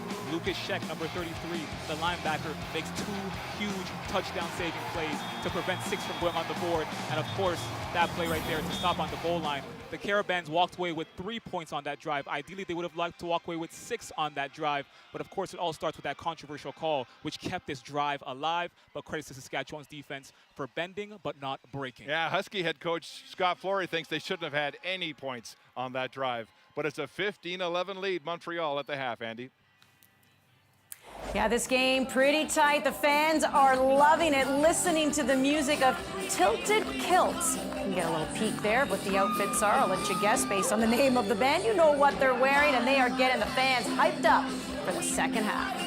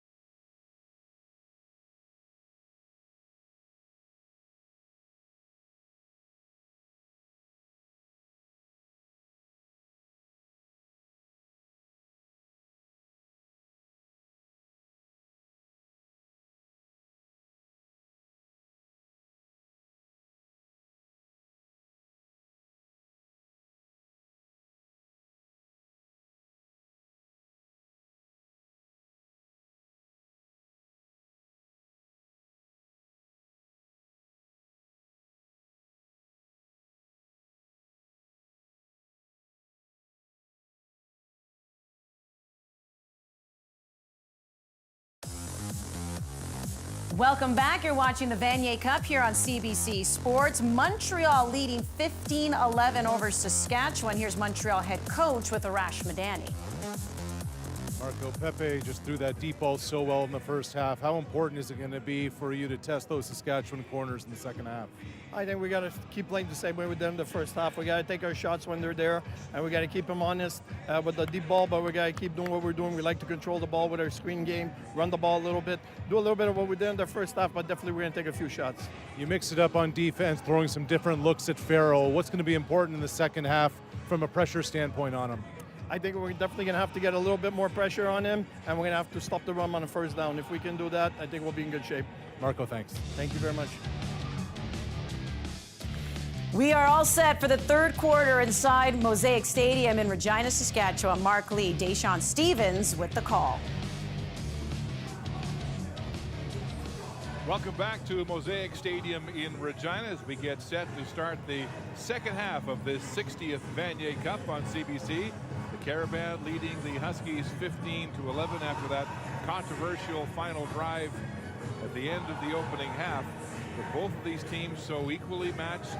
Marco Iodeluca and the Carabins, and their high-flying offense has run into the teeth of a very, very tough Husky defense. Yeah, and that front seven is getting to Pepe Gonzalez, but of course it's that secondary. They're doing an amazing job just taking off the passing attack for Pepe Gonzalez. Jake Farrell, he is playing well under pressure. He's receiving a lot of pressure from that Carabins front seven as well. And Pepe Gonzalez trying to stay calm, cool, and collected. He's trying to go through his reads and find those holes. Only 3 incompletions for Gonzalez, good on 15 of 18 for 190 and a touchdown. And Jake Farrell, after throwing an interception on his very first pass of his very first Vanier Cup, has not wilted. He has stayed in and played a terrific football game. This defense, though, guys like Charlie Parks have punched this Montreal offense in the mouth. And that last drive where they stopped the Carabins from scoring a touchdown was huge. Yeah, they bent, but they didn't break. There were a lot of plays on that last drive where the Carabins could have found themselves in the end zone, but thanks to great plays from linebackers such as Lucas Scheck, Charlie Parks, Seth Hundeby, the Carabins were able to only walk away with 3 points when it could have been 6. This defense is doing a great job of staying consistent. And how about Simon Larose of the Carabins with 4 catches for 81 yards on that final drive to move them down inside the 5-yard line, and that's where they settled for that field goal to put them up by 4 points. Larose has become a big target. We're not sure if Enrique James Leclerc is hurt, but he has not been his usual self. The Carabins will get the football to start this second half. It's Drolet at his own 15. Louis Drolet bounces outside, and he's caught from behind and driven out of bounds at the 31-yard line. That was Zach Zeri in on the tackle along with Boynton. And so the Carabins had the ball to end the half. We'll start the second with the ball at a 4-point lead.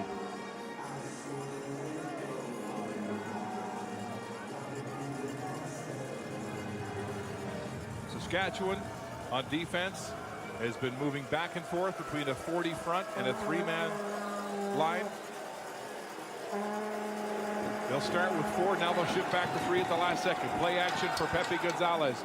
Rolling to the wide side, throwing downfield. Going up high is James Leclerc. He makes the catch, and then he pays a price. But he'll have a gain of 18 on the play and a Montreal first down. Enrique James Leclerc, the second-team All-Canadian, who led the Carabins with 578 yards in receiving this year and 4 touchdowns. A lot of rollout for Pepe Gonzalez today. Did it again on that play. You saw a stack formation right there with LaRose and James Leclerc. James Leclerc ran the out route, found open space, and Pepe Gonzalez connected for the first down. This is their DNA, to go through the air. The Carabins were in the bottom 15 of the country rushing the football. They go back to James Leclerc at center field, a straight arm, and he'll head upfield for a first down. Fighting for 6 more yards, and Seth Hundeby shoves him unceremoniously out of bounds and into the Carabins bench. Pepe Gonzalez makes a far throw to the field side to Enrique James Leclerc, and number 23, Carter Stadnick, instead of just launching himself at him, he breaks down a little bit, shuffles, tries to get a hand on him, waits for Seth Hundeby to come to the party and bring him down for the first down. Leclerc on a 20-yard per catch average coming into this game. That's how explosive he is. Now, Pepe Gonzalez changing the call. in the shotgun against a 5-man rush. Steps up, throwing deep downfield, looking for Gorgon. Check that. Simone LaRose was the intended receiver, and just off his fingertips and incomplete. So Pepe Gonzalez goes back to his hot receiver to start this second half. And it's showing shades of the touchdown that Pepe Gonzalez threw in the first quarter. The seam down the middle. This time it's LaRose, has his DB beats Lucas Sheck down the middle. Pepe Gonzalez connects, gets a hand on it, but it's dropped. Just so close there with Sheck and Stadnik in coverage. LaRose gets a breather. On 2nd and 10, Montreal. Ball at the 48 of the Huskies. Gonzalez now, straight back to pass, throwing down the middle, diving for it, it's incomplete. Wedens Alejandro there, 5'8" receiver from Montreal, can't hold on, and again, they're going after Carter Stadnik on that field corner. Yeah, they're testing Carter Stadnik a lot. That's the second time he's been tested on this drive. Third side of pass has gone over to his field side, and he's right there to see Wedens Alexander, breaks down on the play, meets Wedens Alexander, and the ball breaks up that pass to prevent the huge gain. It'll force Montreal to punt. Philippe Boyer with a 42.7-yard average. Led the RSEQ with 66 points this year. Aims that to the sideline, won't get it there. Kabongo picks it up at his own 7, and he's pushed out of touch after a short return. That dangerous returner, Daniel Kabongo, who ran it back 85 yards for a touchdown last week in the Mitchell Bowl against Queens. Yeah, Daniel Kabongo, impact player. Transfer from Western. He's backing up right now Ty Flory on this offense, but when it comes to special teams, when he has the ball in his hands, he's as good as anybody in the country. A Canada West All-Star and a threat on any punt return. Jake Farrell has completed 10 of 14 passes for 119 yards and 1 interception. That was his first of the game, but has been steady, has been playing within himself, and has had the quarterback whisperer, his offensive coordinator, Mason Nias, in his headset. He'll hand off to Riker Franco, and that's tough going up the gut as Riker Frank is taken down after a short gain of maybe half a yard on the play. That big interior defensive tackle, Bradley Nseka, a fifth-year business administration student, making the tackle. Yeah, Nseka gets in there and takes him down immediately. Riker Frank had no chance. You see one of the edge rushers there, gets him at the legs. Nseka gets him up above on the body. No gain on that play. This is tough. 2nd and 10, backed up in your own end for Jake Farrell and the Huskies. Farrell fires it to the near side. Liam Peachinen makes the catch. He can't get away on the tackle as Gauthier held on. And so the Huskies will be forced to turn this ball over on a 3rd and 5 situation. A bit of a risk to throw it to Liam Peachinen there because Philippe Gauthier is waiting there for Liam Peachinen, but also Harold Measen is right there waiting for Peachinen as well. So he kind of threw it into the body of 2 defenders, and of course Peachinen tries to get away, but Philippe Gauthier finishes the play, brings him down, prevents the first down to get the offense off the field. Yeah, you see how quickly Harold Measen closed on that ball. Very careful deep in your own zone. So Lucas Scott will stand at his own 6-yard line. And Louis Drolet, with a 7.6-yard average, will return. Good punt, pushing Drolet back to his 46-yard line. Look at the cover, though. Nowhere to go. He's surrounded. And there's a flag on the play. Caden Miller in a dispute with a player at the 50, and an injured Carabin player back at the 20. We'll sort it all out when we come back to Mosaic Stadium.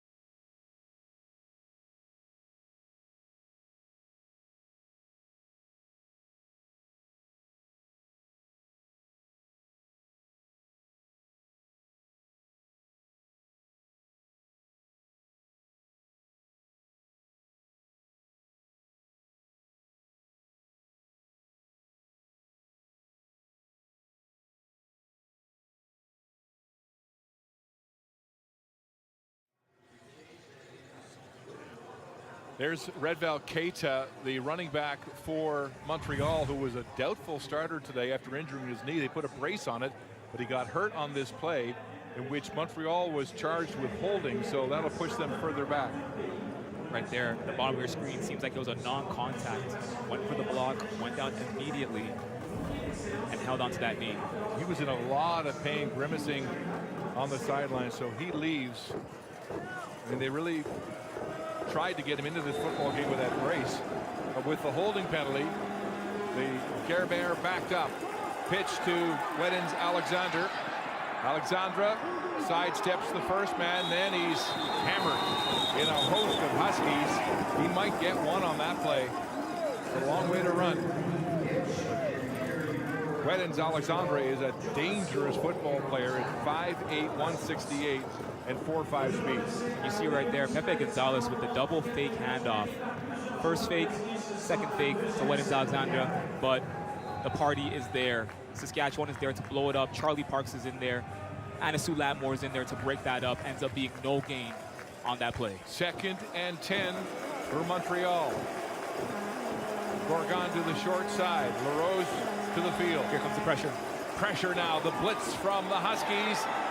Pepe escapes. Now he throws deep downfield for James Leclerc. And it's incomplete. Flags on the play. In behind the Montreal offensive line.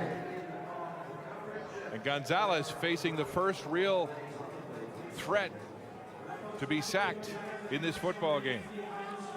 And they're sending all the pressure. Dembele Lebert actually leaks out of the backfield and he's wide open. But here comes John Stahl right behind. Pepe Gonzalez launches it. You see right there the flag at the end of the play. And Carter Stadling did an amazing job. It's against Montreal, a holding call, and offside against Saskatchewan.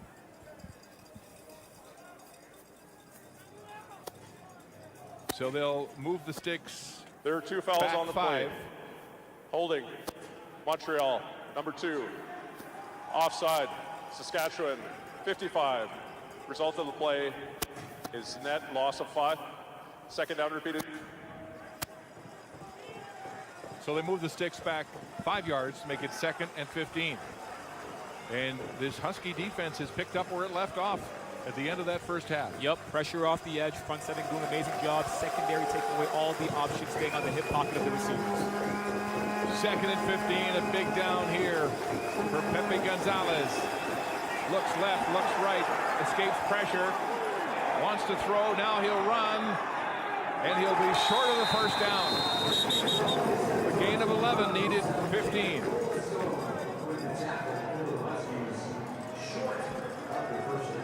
So this gunslinger from Mexico is stopped, and the Carabin will punt. And Mark, again, same thing, what we've been seeing all day. Pressure from that front seven that have been rotating between a 3-4 and a 4-3 look. But the secondary, again, doing their job, taking away all options from the receivers and shutting down Pepe Gonzalez, forcing him to leave the pocket for minimal gain. Great job by this Saskatchewan defense. Back-to-back punts for Montreal as Boyer stands at the 30. He shanks this one end over end, bouncing in front of Kabongo at the 25. He'll pick it up at the 10. Daniel Kabongo trying to get outside, and he'll be dragged down at the 20-yard line. And there's a flag on the play. And Gonzalez having trouble finding his receivers here in the second half.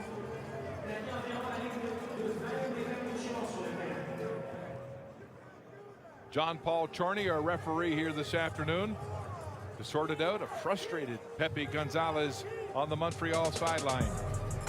It'll go against the Carabins. They'll move the ball forward. We'll check it out when we return. 15 yards.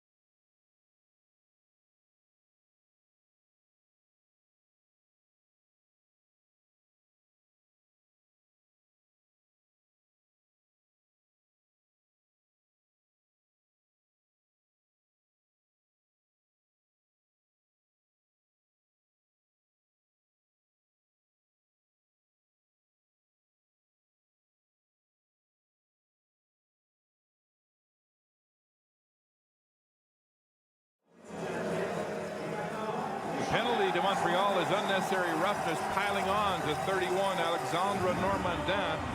And they'll move the ball 15 yards from what would have been a 21-yard line start for Saskatchewan to the 36. And Mark, as you mentioned, Montreal, one of the most penalized teams in the RSCQ this season. The discipline is a question of this team, and we're seeing it now in the national championship. Borderline call, really. First down for Jake Farrell and the Huskies. At their own 36, Daniel Weed motioning to the short side of the field. Play action. Farrell throwing deep. Peachton is open. He's got it at the 40. Liam Peachton with a spin move and taken down by Gauthier across the 30. Liam Peachton, the Husky rookie out of Edmonton, with a huge catch to move the ball deep into Montreal territory. The pressure comes off the edge, and it's right in Jake Farrell's face, and he stares down Peachton, who runs a seam down the middle, beats every single DB. Jake Farrell's able to put it in a good place for Peachton, and he hauls it in, and it's a huge gain. 46 yards. Farrell to Peachton, the first-year starting quarterback to the rookie receiver. At the 28 now of the Carabins. Pressure now from Montreal. The ball is away. Is complete to Joulet. Joulet cuts back into the middle, into that fray, and is stopped dead at the 25-yard line for a gain of 3.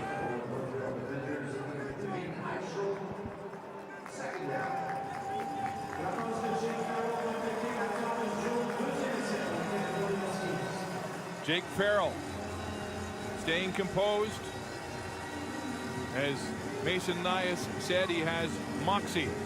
He's a master of none right now, still finding his game and distributing the ball nicely to his receivers in a very balanced pass run attack in this Vanier Cup. 2nd and 7. Pressure coming from Montreal. Farrell stands in the pocket, throws into a crowd, and it's incomplete. Looking for Ty Flory, one of 2 sons who play for Scott Flory in this Husky program, and so the ball falls incomplete. 3rd down, 7 to go. Yeah, and the Carabins defense dropped back into a cover 3. Tyrus Flory ran a crosser over the middle, a little bit of a skinny post, and Jake Farrell made a very risky decision to throw it into triple coverage. Could have been picked off. It was dropped, and of course this offense stays on the field. Looks like they might be able to come away with some points here. Lucas Scott will attempt a 32-yard field goal from the right hash marks. Well within his range. He matched his longest last week from 44. Lenny to hold. Ball is up and good. And so the Huskies take that field goal back, the one they gave up at the end of the opening half, and move back to within 1 point of the Montreal Carabins. Great response by Saskatchewan in this drive. They weren't able to walk away with a TD, but they're able to drive down this field, move the ball on this Carabins defense that's been very, very stubborn, and walk away with 3 to make it a 1-point game. Pepe Gonzalez and the Montreal offense go to work when we come back.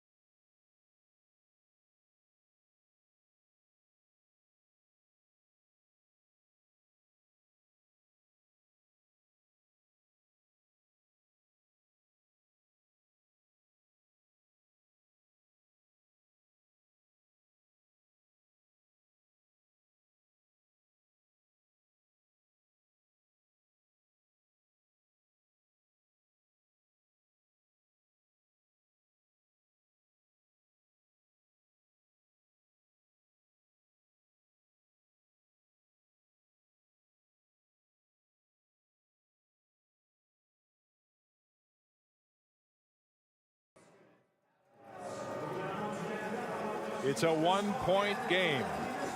Montreal 15, Saskatchewan 14. Pepe Gonzalez has completed 17 of 22 passes for 220 yards so far in that touchdown to Brandon Gorgon. Montreal playing in its 5th Vanier Cup, but Coach Marco Iadeluca told me the other day nothing is as intense as the RSEQ Championship. Playing in Laval in the Dussault Cup before 22,400 fans is the best thing that could have happened to us. There is no crowd as hostile as that. Dembele on the ground. Oh, he slide steps tackle right near the line of scrimmage, and he'll have a gain of 9 on the play. Luca Dembele Berté, the lead running back, playing injured here today and platooning with his backup, Remy Lambert. Dembele able to be forever elusive, break a first tackle on contact, get through to the second level as he does, averaging 9 yards a carry to make it 2nd and 1.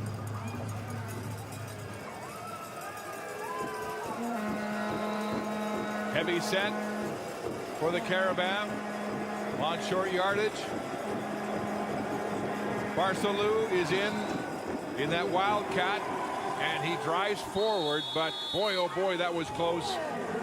Tough battle from that Saskatchewan defense. He'll have the first down, but Barcelou is having to work for every inch on short yardage. Again, similarly to when they went for it on 3rd down earlier on in the game with Barcelou, it's not easy. Every inch must be gained by this offense against this Saskatchewan defense.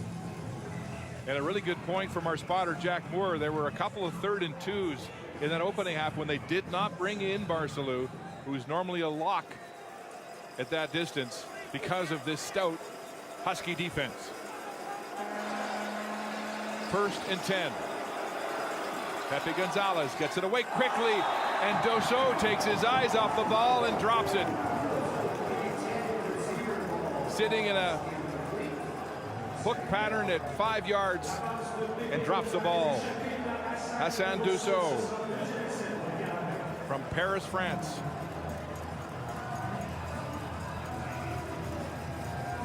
So Pepe Gonzalez being tested here on another 2nd and long situation.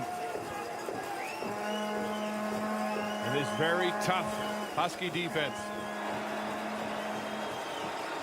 Gonzalez dropping way back, throwing downfield. It's complete to LaRose, very close to the first down, but they may spot this just short. Yes, it'll be at least a yard short, maybe 2. It'll be 3rd and 2. Now what? At midfield for Marco Iadeluca. And the pressure came up the middle. Pepe Gonzalez stays in the pocket, broke down a little bit, pressure off the edge. Finds the rolls over the middle, and Hansen's able to bring him down just at the line.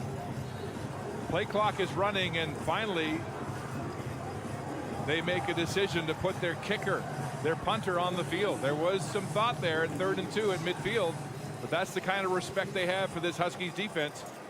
Marco Iadeluca will punt. Daniel Kabongo stands at his 5-yard line. Boyer has a big leg. Low snap.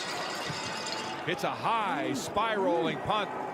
It'll go through the end zone and out of touch for a Rouge. Another single from the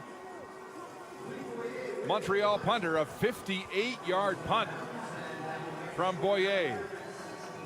And the margin is now 2. Yeah, and Saskatchewan did an amazing job on that drive, being able to pressure Pepe Gonzalez and, of course, force them to punt the ball. But now it's really about field positioning. It's about being able to drive on this Montreal defense. Saskatchewan's been stopped on their last couple of drives. Let's see if they can find some rhythm and consistency on this next drive with Riker Frank and their passing attack. Jake Farrell doing an amazing job handling the pressure. That's the 3rd Rouge from Philippe Boyer, as Jake Farrell and the Huskies scrimmage first down at their own 35-yard line. Pressure coming from the outside, a flag on the play, and Riker Frank gets the call up the gut. They'll have a few, but it did look like El Shal was across the line of scrimmage, the Montreal linebacker, on that play. We'll get the call, but it seemed like Harold Miasang got in there and stopped that run immediately. Offside, Montreal, number 5.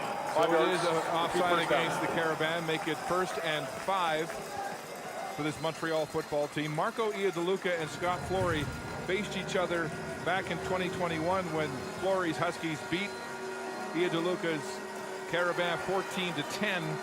They meet again here in the title game, with Iadeluca having won the crown as a head coach in 2023. Play action, they get it to Lenny outside. Lenny cuts back upfield. There's a flag on the play as he gets to center field, and a first down. And we'll have to sort this out again. A lot of flags being thrown in this early part of the third quarter. It's coming back. Prior to yards gained, holding, Saskatchewan, number 10. 10 yard, first down.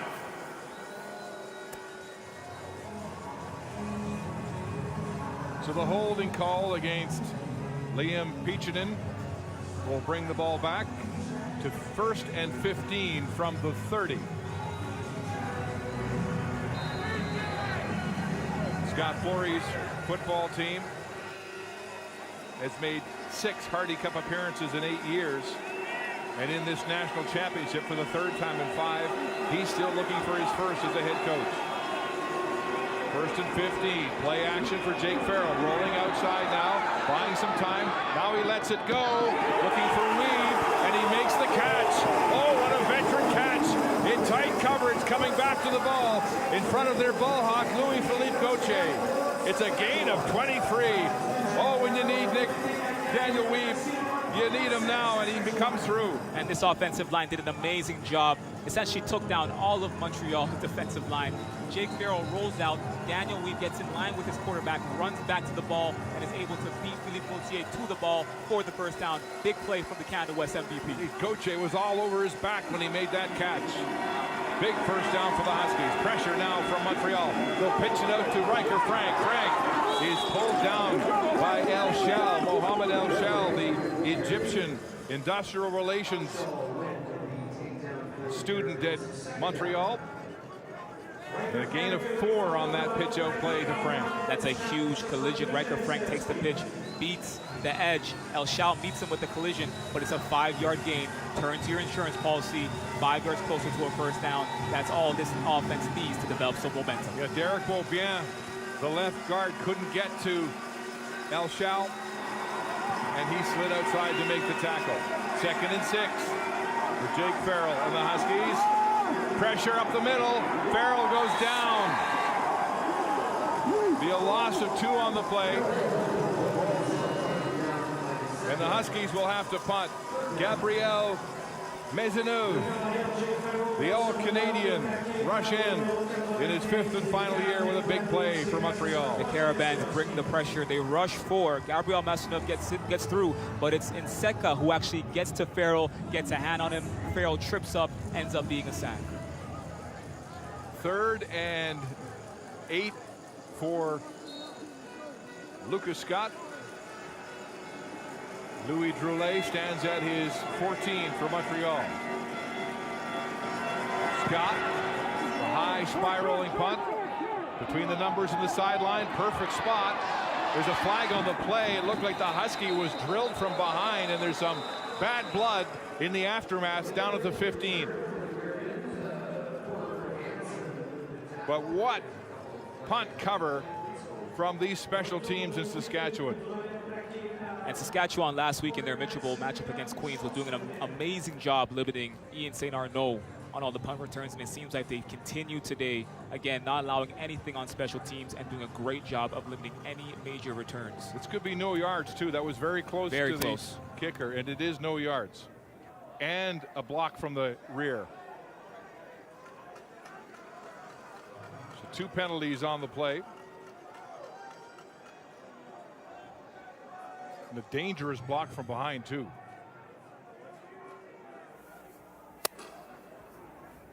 There are 2 fouls on the play. No yards. Saskatchewan, number 20. Illegal block. Montreal, number 25. Net distance is 5. First down.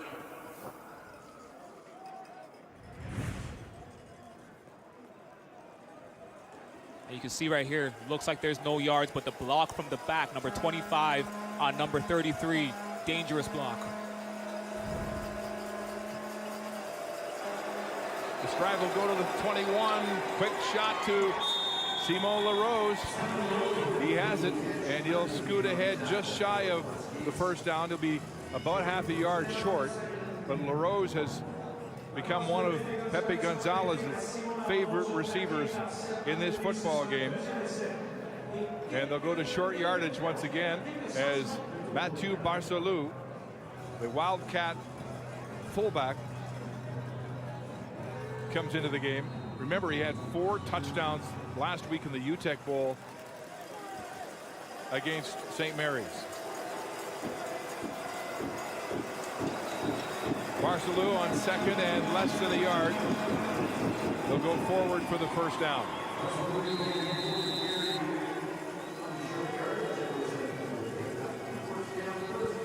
So these drives are a grind against 2 solid defenses. Mark, almost feels like at this point the game has turned into a chess match. Both of these defenses are coming home to the quarterback. Both of these defenses are forcing quarterbacks to feel uncomfortable, leave the pocket, try to utilize the play action. A year ago, Marco Iadeluca was the offensive coordinator for Team Canada, and he had 17 days in the summer with Pepe Gonzalez to get to know him, to work with him, to see how he ticks. And now he's installed as his rookie starting quarterback as he hands the ball off to Dembele Berté. And he'll have a gain of about 5 on the play, and bodies flying well after the whistle on both sides. Simple first down, hand it over to Dembele Berté, see what he can do. Reese Cack gets in there, causes a little bit of disruption, and it's Reese McCormick that finishes the play to take down Dembele Berté for a gain of 4. Dembele Berté had a 10-yard average gain in the semifinal against Concordia, and just shy of 9 yards overall in the playoffs coming to this Vanier Cup. 2nd and 6. Gonzalez to pass, rolling to the wide side, directing his receiver, fires to the sideline, and it's complete. Simon LaRose again for a big first down as the Carabins move across center field. And Simon LaRose is doing an amazing job of bailing Pepe Gonzalez out of these high-pressure situations. Again, the pocket breaks down. Pepe Gonzalez rolls out. The offensive line is doing a great job trying to buy him time. But look at Simon LaRose against Carter Stadnick. Has Stadnick beat, comes back towards the ball, finds the ball. That's a first down. Oh yeah, Stadnick knew he was in trouble, put his head down and just hauled off to the races to try to stay close. But LaRose having a tremendous game now with 6 catches for 115 yards. Here's Pepe Gonzalez loading up, throwing to the sideline is too high and incomplete. But there's a flag on the play, and Gonzalez is on the turf.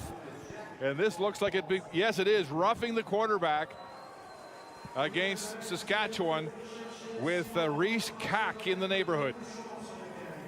Reese Cack got to Pepe Gonzalez. The pressure's been getting to him all game. And that's just one of a few hits that Pepe Gonzalez has taken today. But this one seems like it was obviously after the release of the ball, and that's going to garner a roughing the passer penalty every time. Saskatchewan, 44, 15 yards, first down.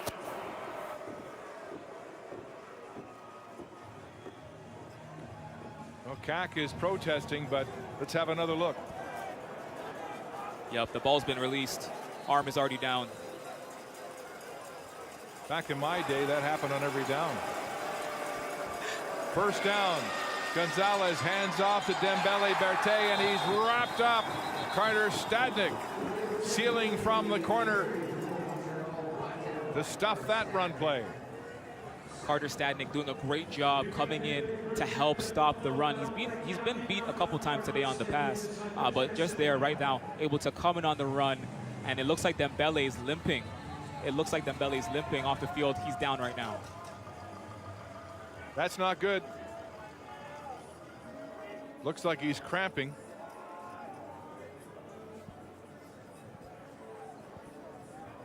So Dembele Berté grimacing in some discomfort.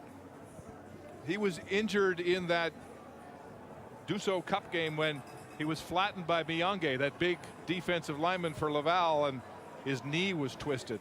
So the athletic staff for the Carabins attend to him as we go to the sidelines and welcome Arash. Yeah, and it's a little bit of attrition down here because Ketpal 22, guys, is also down. It doesn't look like he's going to return to the game. So our running back room that had a ton of depth is now a little issue. Kita 22 down, now Dembele gingerly coming off the field. Lambert, because they took Jamel Louis off the roster just today, about 2 hours to kickoff. They had him on their 52-man depth chart, so it's getting thin at running back for the Carabins as René Lambert comes into the backfield on 2nd and 11 for Montreal. Pressure now from the Huskies. Gonzalez throwing deep for Dosso. He's got it. Touchdown, Montreal, and another bomb from Pepe Gonzalez.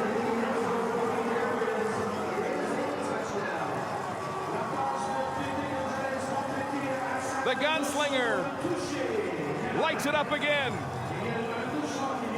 And Dosso with a big receiving touchdown. Mark, Pepe Gonzalez throws a jump ball up to Hussein Dosso, who has Cameron Kahn beat. He has Cameron Kahn beat on a seam route off the edge towards the end zone. He trusts his senior receiver to come down with the ball, and he does through contact to score the touchdown and put Montreal up. And remember, the last time that Pepe threw the ball to Dosso, he dropped it with nobody around him. He comes back to the veteran receiver for that big touchdown. That's his redemption. And we have an objectionable conduct penalty coming here, looks like, against the Carabins. Now Scott Flory wants an explanation as he comes out onto the football field.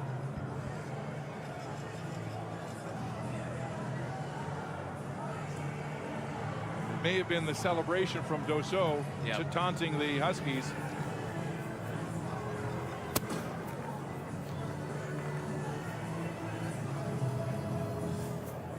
John-Paul Chorney, our referee here After today. the touchdown, objectionable conduct. Montreal, number 81. 10 yards to be applied on the kickoff. Score is good. So they'll apply that objectionable conduct penalty to Dosso on the kickoff. But this very, very close football game has been broken open here at the end of the third quarter. This will be the final play barring a penalty. Third quarter. Philippe Boyer with the point after.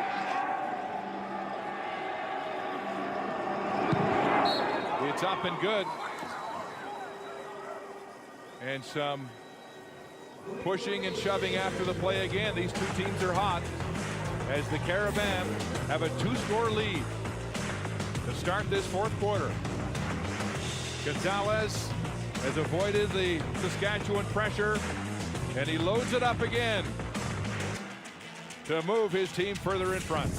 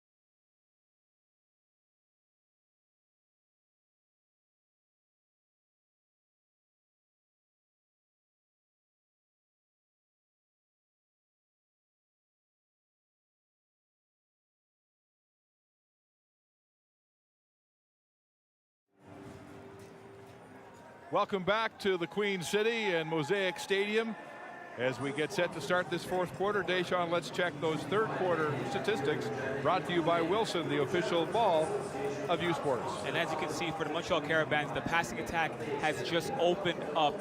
Pepe Gonzalez finding Simon Larose on multiple receptions for over 100 yards receiving has really been able to fuel this Carabins passing attack. And of course, the big pass to Hussein Dosso on the last drive to put another 6 on the board and give them a sturdy lead entering this fourth quarter. Pepe Gonzalez down the sideline to Hussein Dosso. A 9-point lead for Montreal to start this fourth quarter. Remember, the Huskies have been here before. They trailed by 15 points to Regina in the Hardy Cup and came from behind to win it 25-24 behind the icy performance of Jake Farrell, who found a couple of rookie receivers for touchdowns. Boyer sends the ball aloft. Caden Miller at his own 8-yard line with the return now, heading to the near side. Breaks a tackle, gets outside to the 30, and he's shoved out of bounds at the 33-yard line. So good field position for the Huskies. And Jake Farrell. Farrell has never lost a football game as a first-year starter under Scott Flory. Flory, in his third Vanier Cup in 5 years, has not won yet as a head coach, although he won twice as a player in the 90s playing with his brothers. Then went on to that spectacular 15-year CFL career, twice winning the Outstanding Offensive Lineman Award and winning 3 Grey Cups with the Alouettes. From the 33, first down, Huskies. Farrell gets the ball away to Daniel Weave, and Weave is going nowhere, and he's hammered.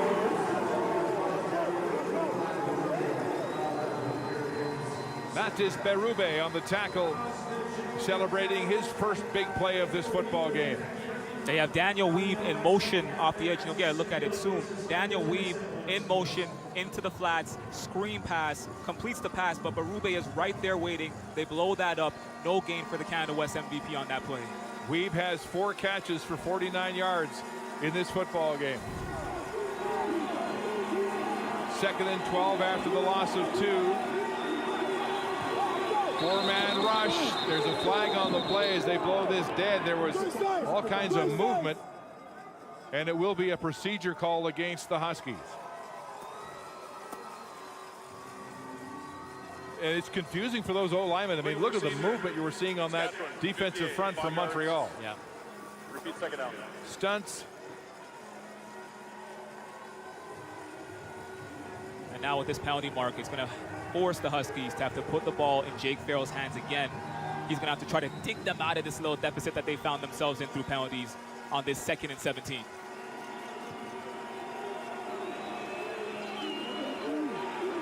Jake Farrell steps up, dumps it off on a screen to Riker Frank. Frank breaks the first tackle. Oh, he hurdles across the 35 in a huge collision with Mohamed El Shal. Oh, a train wreck at the 35. Huge hit.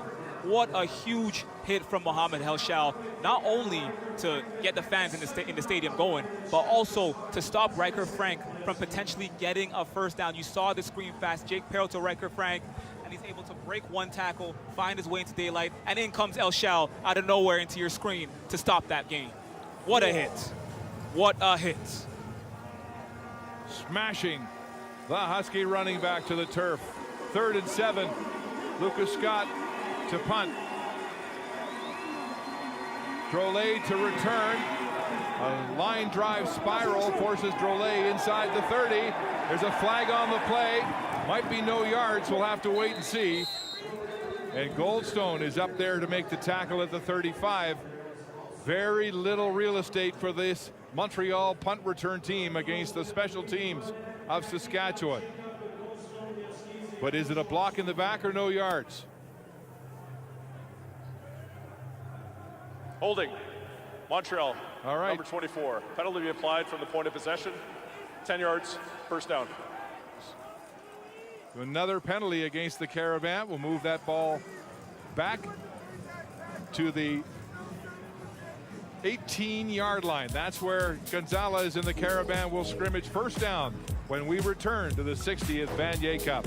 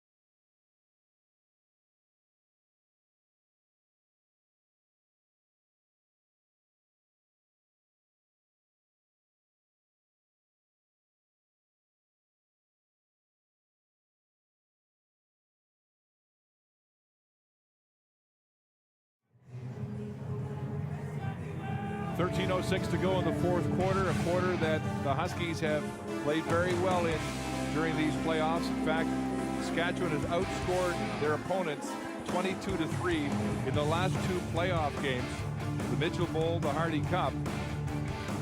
And they've got field position on their side here if they're going to have a chance, with the Carabins starting at their own 18-yard line. Pepe Gonzalez with two daggers here today to Gorgon and Doso. Two big touchdown passes for this true freshman, trying to become only the fourth rookie quarterback to win a Vanier Cup in history. Play is whistled in for the Carabins, first down at their 18. Gonzalez gets it to Dembele, who's back in the game, and he has nowhere to go as Stadnik wraps him up. But Dembele has lost a lot of his elusiveness.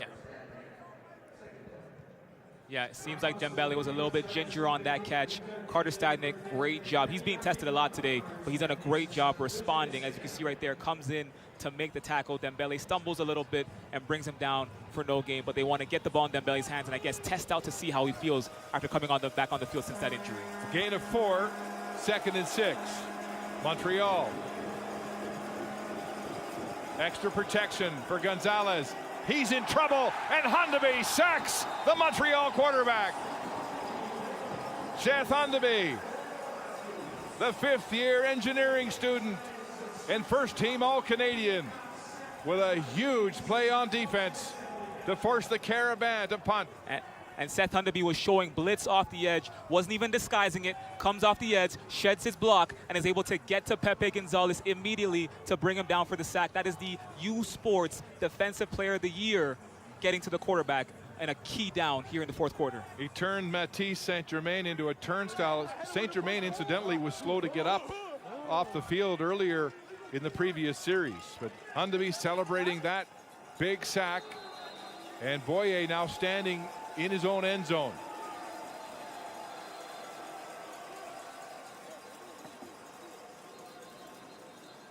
Play is whistled down. And did Marco Iadeluca call a timeout? Timeout. Montreal. It is a Montreal timeout.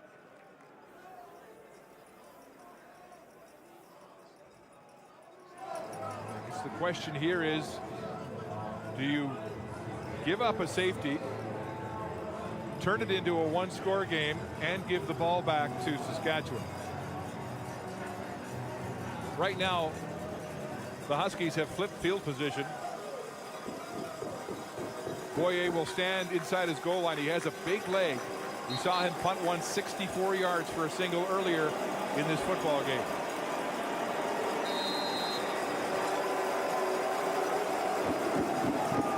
Daniel Kabongo just inside his own 50 to return for Saskatchewan. The high snap, and Boyer will indeed take some time off the clock and step out of touch to concede a safety. So it's a one-score football game here in the fourth quarter. And Saskatchewan will get the ball back as we go to the sidelines, and here's Arash. Well, Mark, Denny Touchette gathered the entire Carabin defense together after the last stand by his unit. It was a joint message about attitude and coaching. Touchette told them if they think they're seeing a sweep with Riker Frank, to be aware of a play fake and Jake Farrell going on the run and throwing on the run. And then over and over, Touchette repeated, right now, guys, right now, it's about finishing the job here on defense. Yeah. Huskies have had trouble here in the second half. Their last 5 drives since the touchdown, 4 punts and a field goal. First down for Saskatchewan at the 35. 4-man rush, double tight end formation for Riker Frank, and he's hog-tied across the 37-yard line. Willian, the big linebacker for Montreal. Big tackle on the big back. And as the clock continues to chip away in this fourth quarter, the Carabins have put a lot of faith in their defense to try and stop this Huskies offense to really close out this game. We'll see if Saskatchewan can build some consistency on this drive. Bouillon and El Shao with another big play on defense. 2nd and 8. Here comes the blitz. Ball is away and intercepted. Harold Misson looked like a one-handed grab as he reached back to pick off Jake Farrell. What a play on defense for the Carabins. And Mark, we'll get a second look at this play, but this is textbook coverage by Harold Misson. He is stuck onto Daniel Weeb, who's running an in route. And Harold Misson is able to reach back and catch that ball to haul it in for the turnover. Huge play from the 2023 U Sports Defensive Player of the Year. Farrell going to his veteran Weeb. And this man, Harold Misson, the lightning rod, the 5th-year business leadership student from Lorraine, with a big turnover from Montreal. First down at the Saskatchewan 51-yard line. It's a jet sweep to Simon LaRose, and he doesn't get far. Cack and Check help stop him and bring him down for a gain of about 3, maybe 4 on the play. Run a jet sweep to the boundary side of the field, and it seemed like Reese Cack was there to break that up. It seemed like Jacob Goldstone was there to break that up. Way to really just stop that for minimal gain. But this defense is in a really tough trouble. Let's see if they can bend but not break, with the Carabins knocking on the door to put this away. 2nd down and 6 for Montreal. Back to pass, Pepe Gonzalez. Here's pressure, Gonzalez, they've got him, sacked.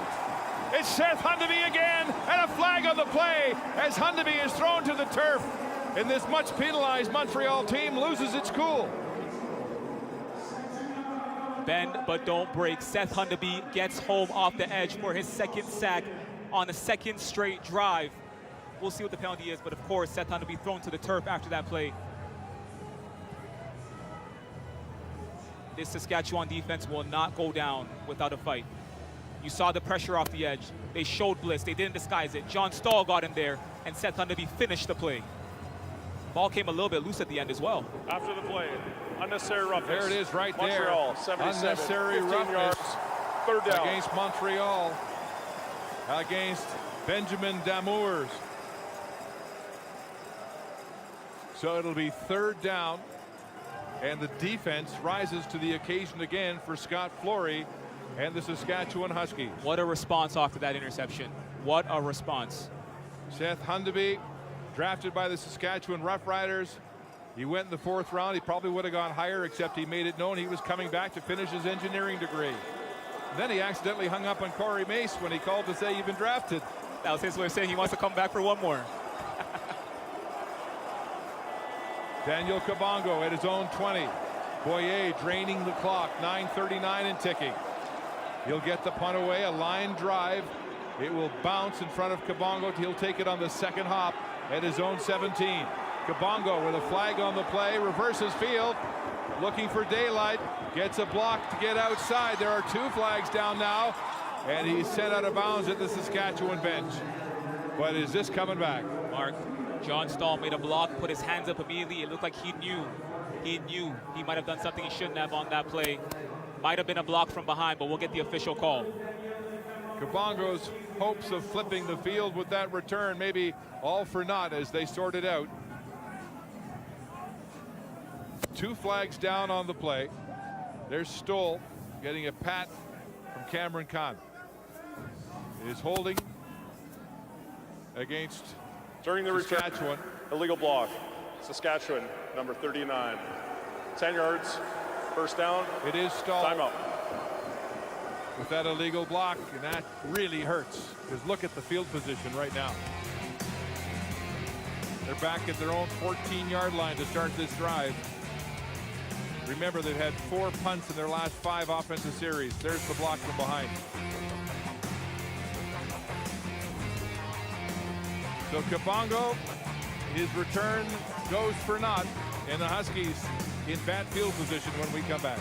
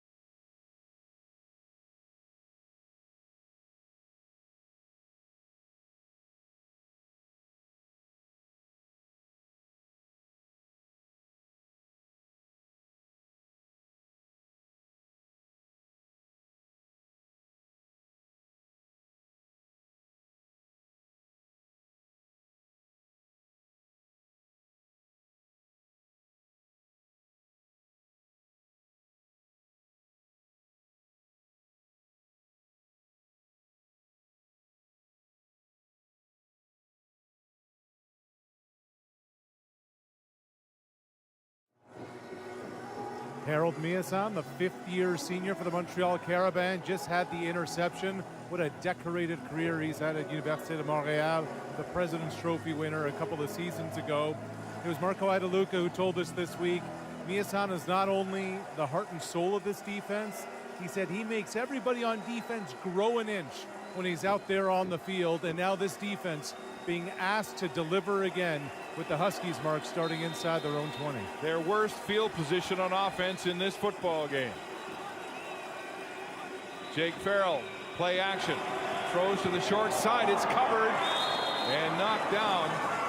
Gauthier, the boundary corner, covering Ty Flory, the intended receiver, second down.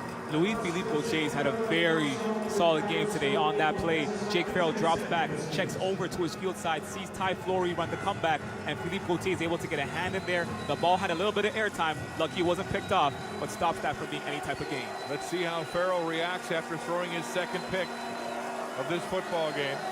2nd and 10. Deep at their own 14. Here comes pressure. Jake Farrell stepping up, scrambling, and he's gobbled at the 15-yard line. Ben McDougall making the tackle.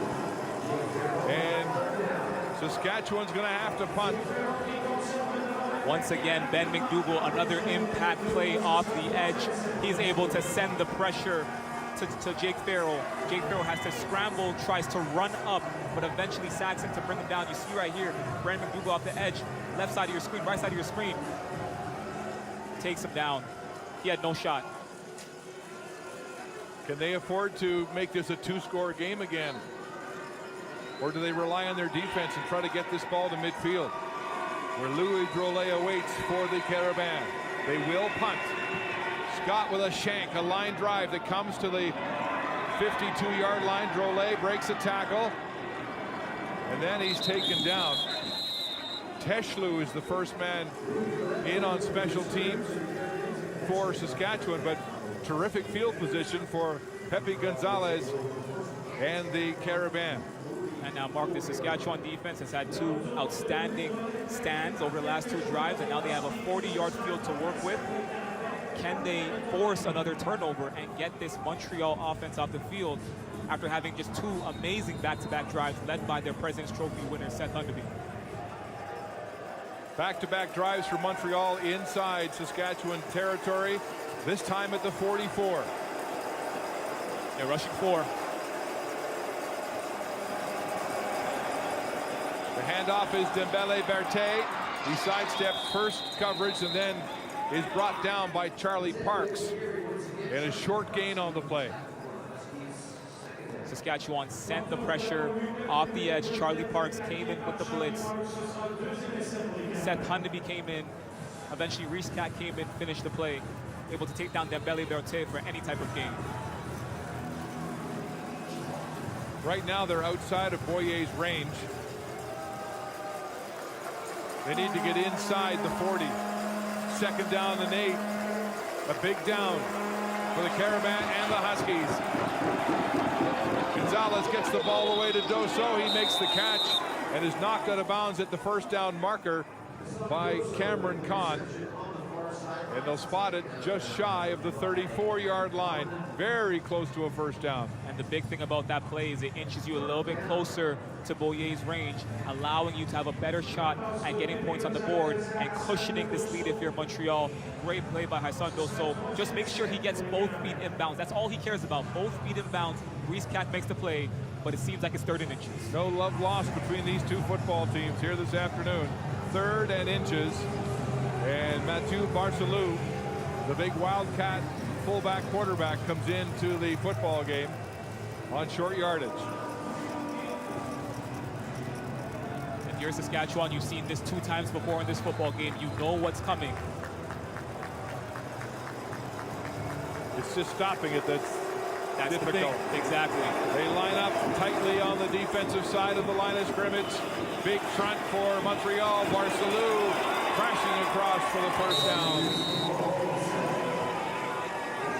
So another set of downs for the Carabins. Up by a converted touchdown with 7 minutes to go in regulation time. And the Husky offense struggling. Field position firmly in Montreal's favor here in the fourth quarter. And it seems like the clock might be on Montreal's side as well. This defense stays on the field.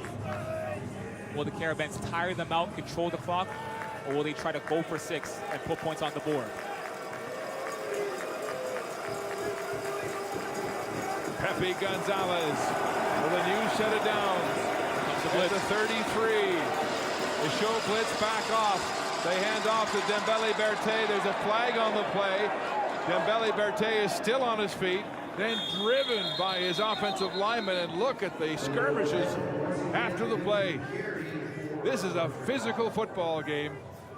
Montreal has talked about battles with Laval, that two-team dynasty in the RSEQ, but this one is every bit as tough. Yeah, and you have a desperate Saskatchewan team that's been looking to finish the job. So many veterans on this defense. You see right here, there's a hold. You see Dembele Berté able to break some passes, but so many veterans on this defense really looking to finish the job. 10 yards, feet first down. Jean-Darius Nendu, the rookie out of Saint-Hubert, called for holding, so they'll move it back 10. And they're back outside of Boyer's field goal range. 1st and 20 from the Huskies 43. Pepe Gonzalez facing a blitz here. Gets it away quickly to Enrique James Leclerc. He breaks the tackle. Scoots free right through the middle of that Saskatchewan defense. And tackled across the 30-yard line. He'll get 13 yards back on that 1st and 20 situation. And they tested Carter Stadnick one more time. Enrique James Leclerc runs the in route. You'll see it on your screen. And Carter Stadnick has the opportunity to make a tackle to stop this play. He misses the tackle. Enrique James Leclerc, there you go, the missed tackle. Comes over the middle, another missed tackle, able to find the first down, or at least find a second down, but get back into field goal range. 2nd and 7. In field goal range now. Gonzalez, quick release. Dosso makes the catch, breaks the tackle, stays on his feet, crosses the 15 for a first down, and there's another flag on the play in behind the quarterback. Referee John Paul Chorney throwing the flag after what appears to be a Montreal first down. Very simple. So this is just a simple 5-yard hook, clean route, and Cameron Conn unfortunately missed the tackle. And it's Ethan Lang, the safety, coming in to make the stop, but not before. It's a huge gain. We'll see what the call is right here. After first down was obtained, unnecessary roughness. Montreal 75, face mask. 15 yards from the end of the play. There's been a lot of bad penalties by Montreal. Right here. This is well after the fact. That was Bradley Johansson having his face mask grabbed, and Marco Iadeluca exasperated with his football team that, as I mentioned earlier, led the RSEQ with nearly 100 yards a game in penalties. And they're mounting here today, too. The 1st and 10, ball back at the 32 now.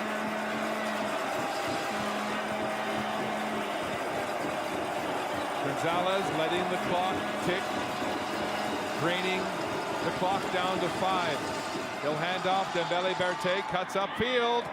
Big gain, still on his feet. He'll have a Montreal first down. It's a gain of 12 on the play by Luca Dembele Berté, who's been banged up, missed last week's UTEC Bowl with a knee injury, and he's limping again. You can see the brace on that right knee. Arguably Luca Dembele Berté's biggest run of the game. He's patient. He finds a hole, breaks a tackle from Jacob Goldstone. Seth Hundaby latches on, but he continues to churn his feet, find the first down. The biggest first down of the game for this Montreal offense as they look to really try and put this game away. Montreal draining almost 4 minutes off the clock on this drive so far. Here comes pressure again. They hand off to Remy Lambert. He bounces outside away from traffic in a hard-fought rush for him. And he'll move the ball inside the 15. They'll spot it at the 12. And the big thing on that play was the offensive line. Saskatchewan's front seven showed blitz. Jacob Goldstone showed blitz, but the offensive line stood firm, was not able to let anyone get through, and that opened the door for Remy Lambert to pick up a gain 5 yards. And to talk about just how tough slugging this game has been, Montreal's only gained about 32 yards in the last 4 minutes with penalties and big hits. Back and forth they go. 2nd and 3 now in the red zone. Carabins trying to put this game away. Here comes big pressure. Lambert takes the handoff, sidesteps the first tackler, and he'll be close to a first down. It's an agonizing situation for the Huskies as time dwindles and the Carabins encroach their end zone. They'll be short of the first down, 3rd and inches.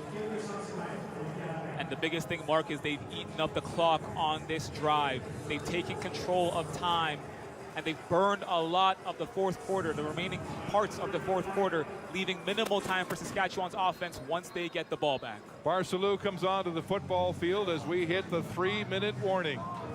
The Carabins threatening to blow this game into a 2-score game with just 3 minutes to go in regulation time.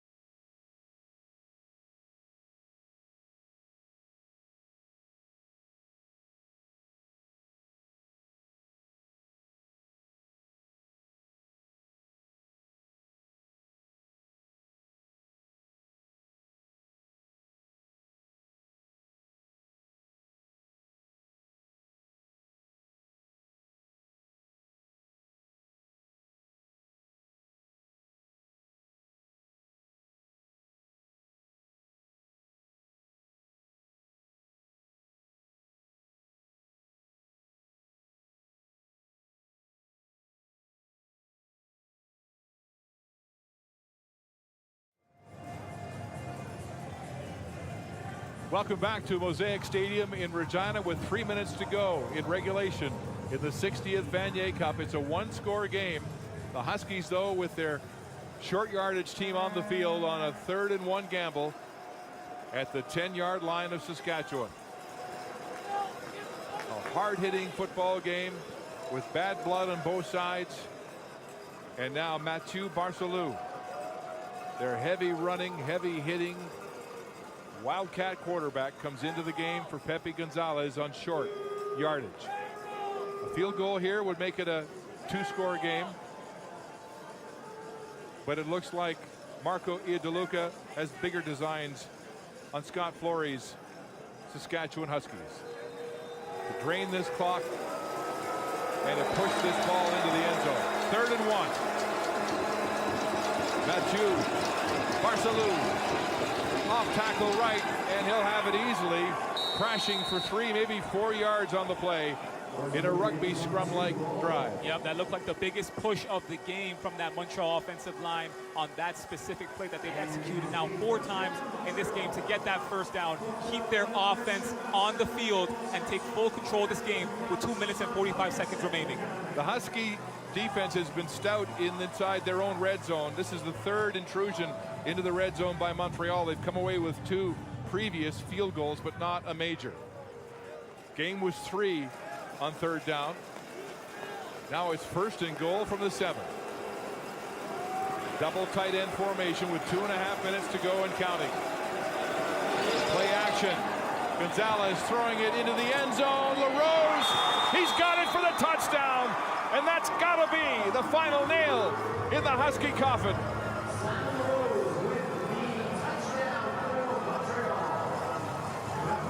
Simon LaRose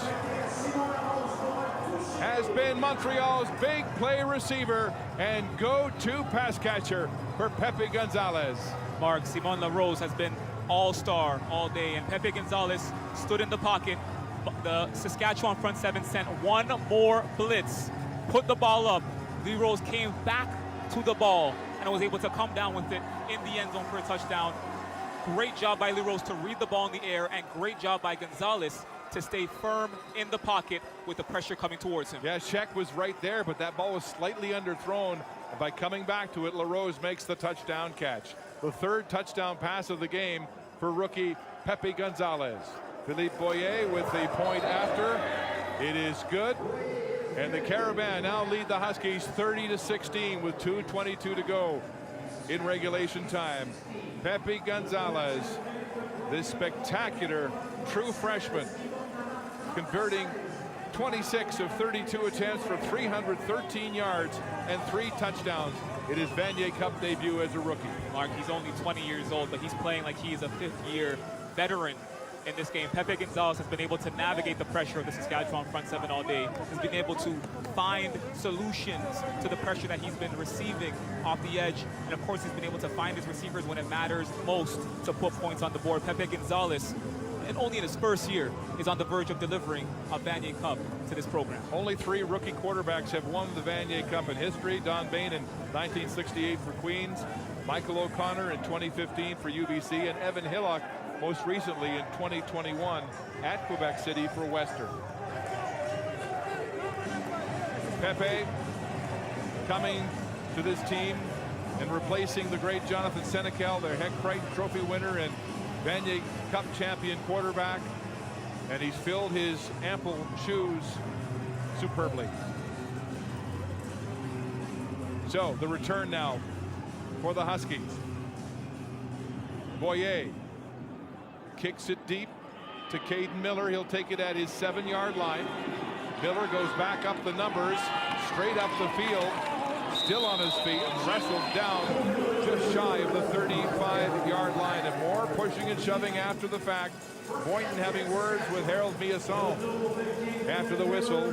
And now Caden Miller engaging the Montreal linebacker.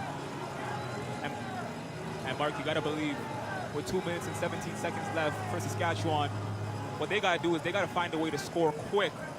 And their defense has to find a way to make another stand and get the ball back if they really want to have a chance at winning this game.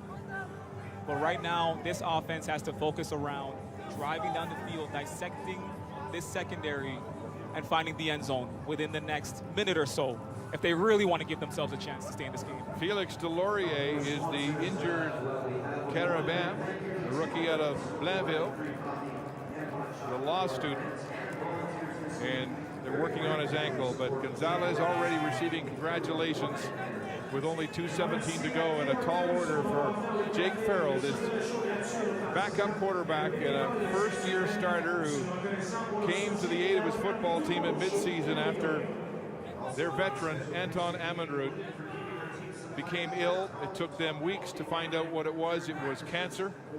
Shocking revelation last week.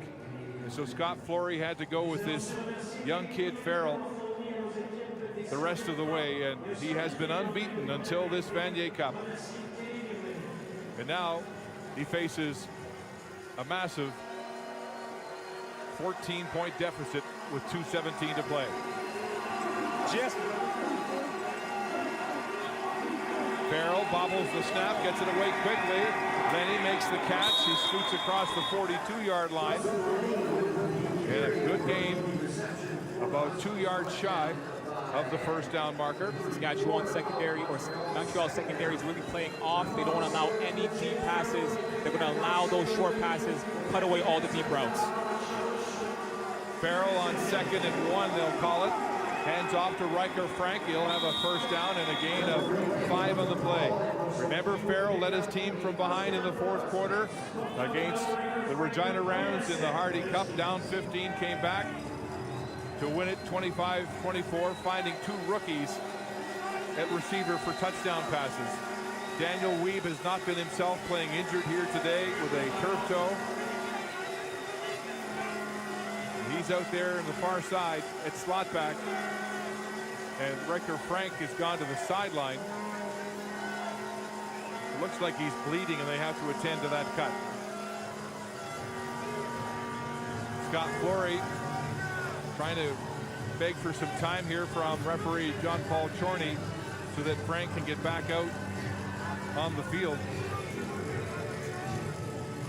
He's such an instrumental part of this football team. But Riker Frank has been curtailed here today. Held to about 50 yards on 15 carries. You look at his last 3 playoff games, 192 against UBC, 102 against Regina, and 131 last week against Queens. That's part of the story. Take away their big back. Lenny takes a shot from Julian after a gain of 5. Short passes that the Carabins are willing to give up here with less than 2 minutes to play. Taking away all the deep routes. They'll give up those short routes. It's on that linebacking corps to take away anything over the middle. Jake Farrell, pressure, gets the ball knocked down at the line of scrimmage.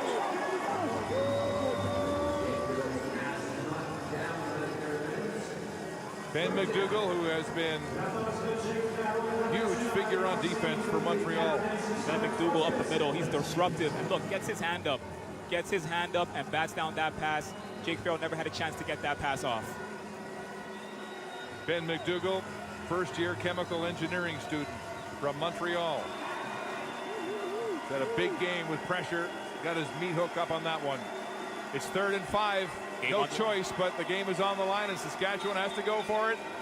Farrell, and the play is whistled dead. And then he was given a shot. Maisonneuve, that very tough defensive end, the All-Canadian, is the man in the thick of it there.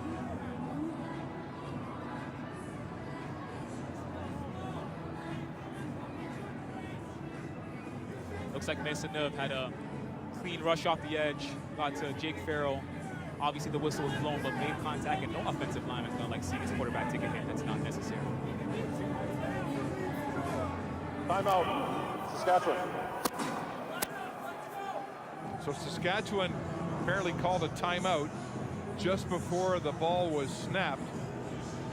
And so that was the whistle. So 3rd and 5 here with the game on the line, and Pepe Gonzalez has been named the Nike Player of the Game. 313 yards passing and 3 touchdown passes for this rookie, who will become only the 4th rookie to win the Vanier Cup, should the Carabins hold on.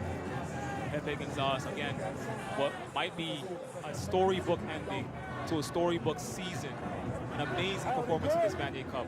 And what's impressed many people so far watching this game is how he's been able to adjust to the Saskatchewan defense that has shown so many different looks, so many different fronts, so many different secondary coverage looks, and he's been able to just adjust through it all and find a way to dissect and find the end zone and lead his team to a potential victory. Here we go, 3rd and 5 for the Huskies. The game in the balance, 1:47 to play in regulation. Jake Farrell against a 4-man rush. Gets it away. He's got Lenny open for a first down at the 51-yard line. At a gain of 6 on the play. That took just 6 seconds off the clock. Looks like a 3rd consecutive pass to Dawson Lenny over the middle, finding himself open in the flats. Huskies have 1 timeout left. Farrell, play action. Looking for Pichanin. It's high and intercepted. They're going to rule it incomplete and out of bounds as Guillaume Perrier came up with the football but did not come back down with it in bounds. And at this point in the game, you have to take a shot. You have to take a deep pass. Jake Farrell went for Pichanin down the sideline, who had the corner, and look at Guillaume able to cut off that pass. Couldn't get his feet in bounds. It's a little bit questionable. It looks like he got one in. Looks like he got one in, but ultimately not ruled an interception. Huskies are still alive. 2nd and 10, Huskies. 1:32 on the clock. Farrell with Frank going to the wide side. Fires it upfield. It's complete to Pichanin.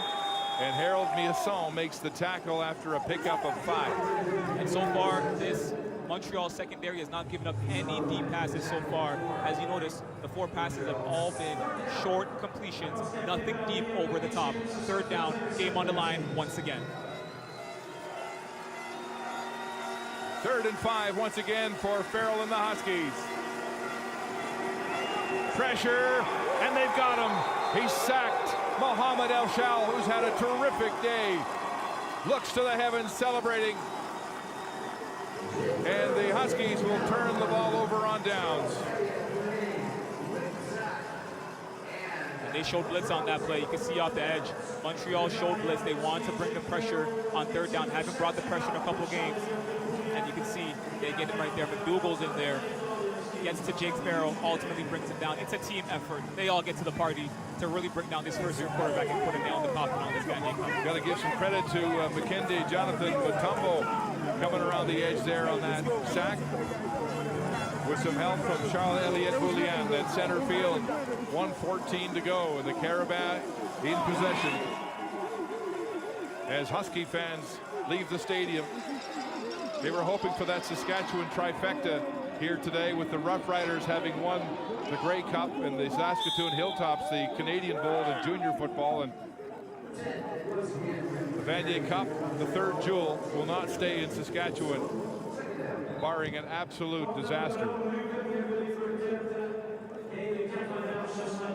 Saskatchewan has used up their final timeout as they pry Dembele from that pile. But Dembele has been a warrior, playing hurt. He's had to leave the game, come back. The knee brace, especially when they were so thin at running back, with Redval Keita also gone. And their recent drive in the red zone, Dembele had a lot of key first downs to keep that drive alive.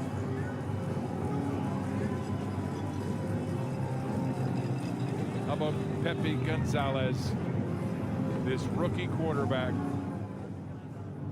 stepping into the breach after the graduation of Jonathan Senecal, after winning this Vanier Cup 2 years ago in 2023. They won in 2014 and in 23, so this will be their 3rd title. Dembele sidestepping and then pounced on from behind. Reese McCormick making the tackle. Dembele has really been beat up the last few weeks. Reese McCormick, the 2nd team All-Canadian, has had a terrific season on defense. And they'll force the Carabins to punt with 1:04 to go here in the football game. And the Saskatchewan offense will get the ball back, 1 minute and 4 seconds. Will it be too much, too little? A lot of times it burned off. The situation doesn't look like it's in the favor of Saskatchewan, but their defense did their job, and that's all you can ask for, to get the ball back to your offense at least one more time.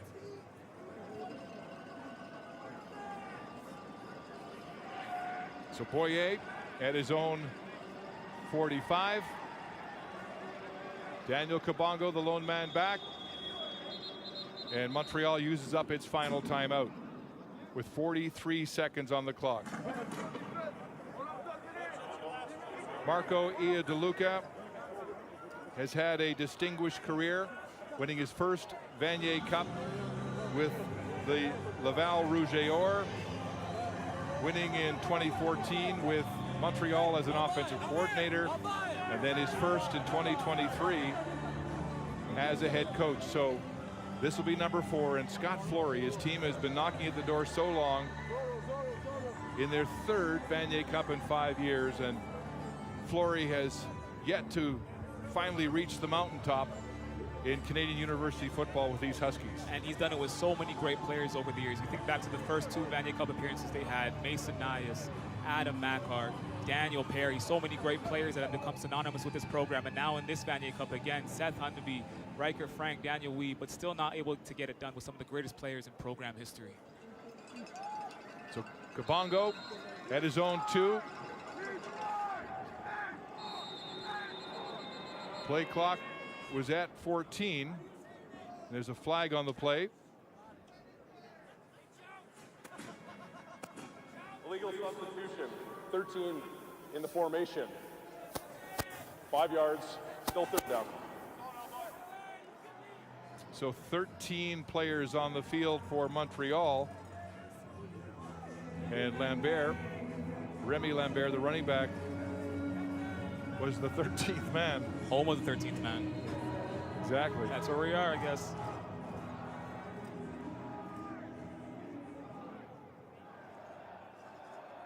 .45 seconds on the clock. Boyer with time, shanks this one off the side of his foot. It bounces at the 22. At the 8, Daniel Kabongo with nowhere to go. Reverses field, nowhere either. And he finally is pushed out of bounds near the 10-yard line with 31 seconds to go. An agonizing final 31 seconds for the Huskies, as the Carabins can't wait to celebrate. And this Saskatchewan team fought so hard this season, an amazing playoff run. You know, we think back to 2 weeks ago in the Hardy Cup, coming down from a 15-point deficit to really clinch that Hardy Cup, and of course last week in the Mitchell Bowl.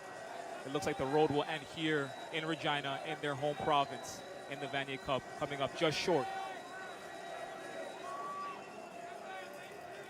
Here's Farrell throwing downfield, tipped and nearly picked off. It'll fall to the turf, incomplete. The Huskies have been outscored 19-5 here in that second half, and that's been the story, really. The offense of Saskatchewan unable to respond when their defense had played so tough. 26 seconds to go in regulation time. Jake Farrell looking at a bright future for him. Will lose his first game ever as a starting quarterback. He fires it upfield looking for Daniel Wiebe. It's behind and incomplete with Harold Miasson in coverage. 3rd and 10 for the Huskies as the Carabins begin to celebrate and anticipate. Marco Ayadeluca escaping the RSEQ, beating Laval in that thriller in the Jacques Dussault Cup to get back here for the second time in 3 years. Farrell, 3rd down. It's a draw play to Riker Frank. Frank upfield, he's hit hard. It looks like he might be short. It will be a turnover and downs as Charles Eliot Boulian celebrates for the Carabin defense. Just too much defense for young Jake Farrell to negotiate without Daniel Wiebe, without Rhett Favre, who missed most of the year with that leg injury. And just too much to haul for Riker Frank. And the Carabins did a job knowing that they stopped Frank. They forced Farrell to be the man to win this game. A young man who played only 6 games. And Ayadeluca gets the Gatorade bath. And the celebration is on the Montreal sideline. Pepe Gonzalez will take a knee in victory formation. He needs one more as James Leclerc is doing cartwheels back at the 40. A little premature with the celebration there. This will be one more knee. The final play of the football game as the rookie sensation, Pepe Gonzalez, in victory formation, will watch the clock tick to 0. And it's over. Les Bleus sont merveilleux. The Montreal Carabins win the Vanier Cup for the 2nd time in 3 years with a command performance in Saskatchewan. Mark, in what many people thought would be a rebuilding year for the Montreal Carabins, losing so many of your greatest players in program history, such as Jeremiah Ojo and Jonathan Senecal, the Carabins come in with a rookie quarterback and pull off one of the greatest seasons in program history, which ends in a Vanier Cup, the 3rd in this program's history. And for the 3rd time in 5 years, this gallant Huskies football team tastes defeat in the championship game. They've been so close, and once again, victory eludes them. Yeah, it's been a tough road for these Huskies. It's been a 5-year story, really and truly. 3 trips to the Vaniers, and I think a lot of Husky fans thought that this was the year the stars would align with this game being in Regina, in the backyard of this team, and the resiliency that they showed to get here. But it ends in Regina, but unfortunately not on the winning end of the game. And the two-team dynasty from the RSEQ continues as they win their 4th consecutive Vanier Cup. 2 for Laval and 2 now for Montreal. And the first since the 90s that's happened in a conference. Marco Iadeluca wins his 4th Vanier Cup in a sensational 30-16 victory. A hard-fought win with his rookie at quarterback.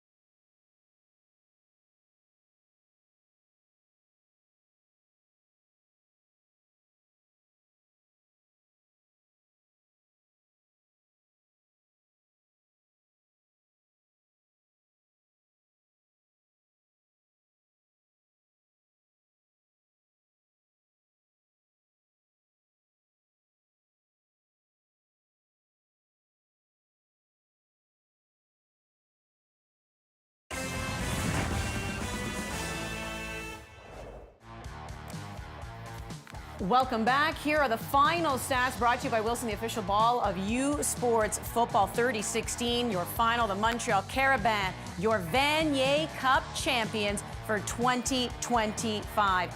You've watched it all right here on CBC Sports. Andy Petrillo, Justin Dunk, Donovan Bennett still with you. Talking about the quarterbacks heading into this game, it was the rookie for Montreal, Pepe Gonzalez, who we mentioned, Rookie of the Year. He was the Nike Player of the Game. You have to imagine he's getting an award here today as well, Justin. Just how great has he been throughout this whole process? He's been unbelievable. Pepe Gonzalez is the road warrior. You consider he went on the road, Quebec City, in front of 15,000 fans in the Jacques Dussault Cup, gets it done. Then he goes out east to Halifax, beats the St. Mary's Huskies in the national semifinal on the road in enemy territory at Mosaic Stadium against the Saskatchewan Huskies, dropping bombs on their head. Pepe Gonzalez, full value for the win. He's lived up to the hype. Don. Well, give some love to the big boys up front, the O-line, because look how clean his uniform is. He's not going to have to wash it after this game. Comfortable early, doesn't need to look at the rush. Then, as you mentioned, he starts to go deep with that confidence. This is easy ups. This is coming out of the locker room, comfortable throws. This is basketball on air, essentially, and look how comfortable he is. Heart rate not up, and this is after a touchdown to seal it. And as you mentioned, just a freshman. We haven't seen a guy lead a group with this amount of expectation and play at that high a level in my time in the modern era ever in the game. So 4th straight year a Quebec team has won the Vanier Cup, and he becomes just the 4th rookie quarterback to win the Vanier Cup. As you look at the company he joins, the first to do it, Terry Dolan, 1966. Then Michael O'Connor, and then Heaven Hillock the last time, 2021. Pepe Gonzalez adding his name to that. All right, well, as much as Montreal is known for their offense, put up 30 as we're taking a look at them celebrating right now. We're working our way towards the trophy. What about their defense, Donovan? Their defense was outstanding, and listen, the front side of the defense wins games, the back side of the defense wins championships. And that front seven was all over the place. Constant effort. Look at them run this down, and we show up to the party with a vengeance. Maybe it's a 15-yard penalty, but it's great effort nonetheless, and we saw that from all phases of the defense throughout the game. Farrell never comfortable, didn't know what he was seeing. Those linebackers getting great depth, making things difficult in the middle of the park. And that was a huge momentum swing in terms of that defense setting things on the table. Again, Farrell not comfortable. Eyes go down to the rush. The opposite of Pepe, he goes down for another sack. And then if we can't get home, let's just be athletic. Get those big mitts up in the air, get that ball down. At all times, this defense was a menace. And I gotta say, when we talk about the Q, and it's now 4 straight, we start with what? defense. And this team is no different. They were not going to be denied today. No. No. Let's give a little love, though, because I know we're going to get ready for the presentation, the trophy presentation. Seth Hundaby of the Huskies in his last game. It's a bittersweet last game for him in his home province with the Saskatchewan Huskies, but he left it all out on the field. 10 tackles and 2 sacks. Although Pepe Gonzalez didn't get touched, as Donovan mentioned, until the fourth quarter, Hundaby left it out there, and he's going to be playing at the next level with the Saskatchewan Roughriders. So Hundaby, number 4, a guy to keep an eye on. He's over 6 feet, around 250 pounds. In terms of 40-yard dash, runs in the 4.6 range. This guy has elite athleticism at the linebacker position coming out of a Canadian university. Even though he took a loss today, he still has a long playing career in front of him. Yeah, and it's been really tough for the Huskies. I mean, they've come close so many times. 3 titles, but 9 losses in the Vanier Cup, including 3 times since 2021. 14 players from that roster remain with the Huskies. So the last time they won was 1998. So yeah, a bit of a bittersweet pill for him to swallow because yes, he has been drafted into the CFL by the Rough Riders. Getting ready for this trophy presentation. What did you make overall of this game? Did it have the action you expected? It did, and all credit to Sask. Hosting, put up a great effort, but the Q is at a different level right now. And alumni and resources and ADs need to step up to answer the call. I think it was close, though, closer than it looked. I mean, I think there were some plays there for Jake Farrell to make. He throws 2 interceptions, and to me, that was the difference in the football game. Sometimes it's just a game of inches, as you said off the top there. All right, let's get to the trophy presentation and some awards to hand out with Arash Madani and Charles-Antoine Sinat.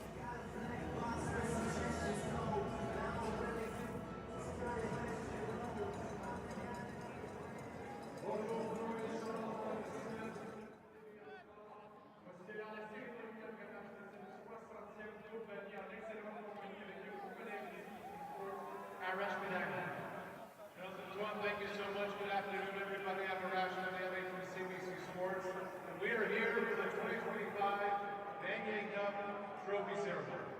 Nous allons débuter avec la remise du prix Bruce Coulter, le meilleur joueur défensif de cette finale de la Coupe Vanier. J'inviterai d'ailleurs Mme Manon Simard, directeur général du SEPSUM de l'Université de Montréal, à venir nous donner un coup de main dans la remise des prix. The Bruce Coulter Award is presented each year to the most outstanding offensive or defensive player in the Vanier Cup. We welcome Manon Simard, the Director General of SEPSUM at Université de Montréal, to help with the presentation. Le joueur défensif du match qui recevra le trophée Bruce Coulter des mains de Mme Simard, les Carabins de l'Université de Montréal. Le demi-point numéro 9, Louis-Philippe Gauthier.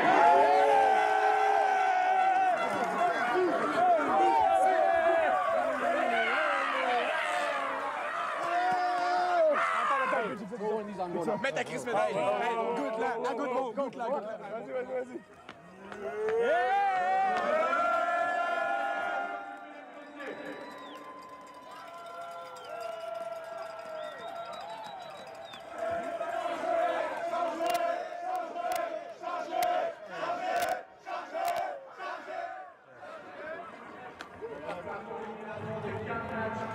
Interception, Philippe Gauthier, félicitations.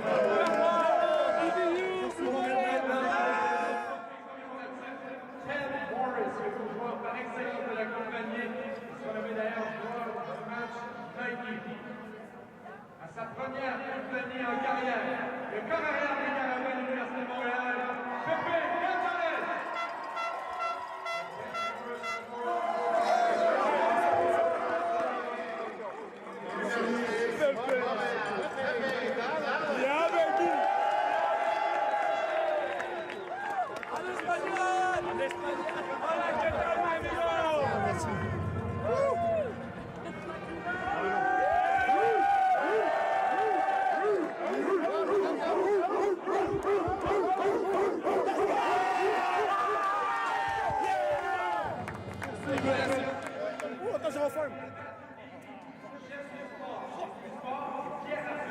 Chef de la direction également du sport pour la remise de la compagnie de la Vanier Cup champion. Please welcome to the stage Pierre Arsenault and Matthew Davies from U Sports to present the Vanier. J'inviterai maintenant les capitaines des Carabins de l'Université de Montréal à venir recevoir leur prix en tant que champion national. Captains from the University of Montréal Carabins come to the stage. The moment you have been waiting for all season.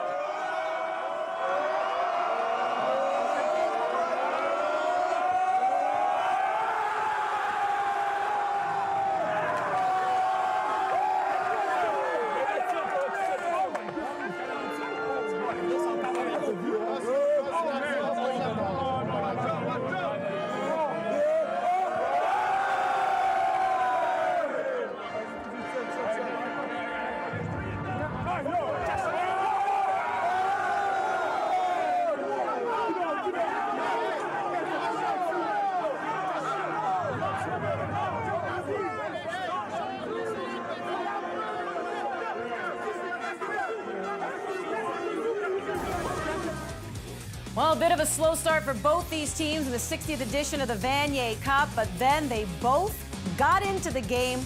It was fast-paced, it was close, but Montreal would eventually pull away. Congratulations to the Montreal Carabins, the 2025 Vanier Cup winners. We're not done on the show, by the way. We're still here till 6 p.m. World Cup speed skating coming up next. The women's 3,000 meters, which features a Dutch world champion and a trio of Canadians, including Isabelle Weideman and Valerie Malte, who are both having great starts to their season.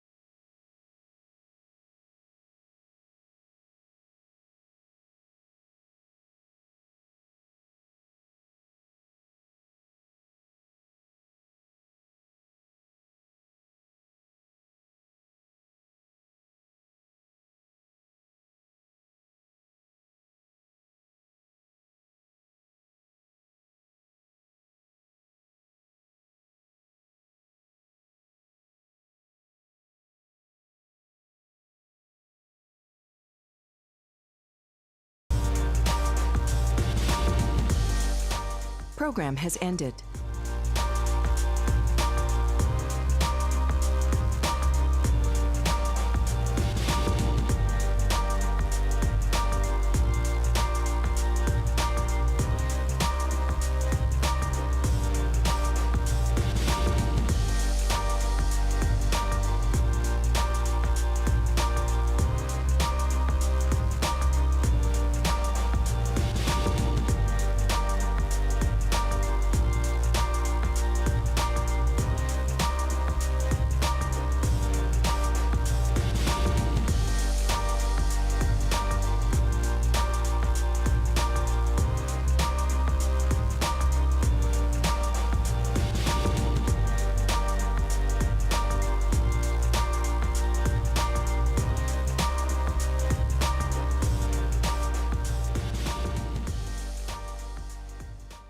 Program has ended.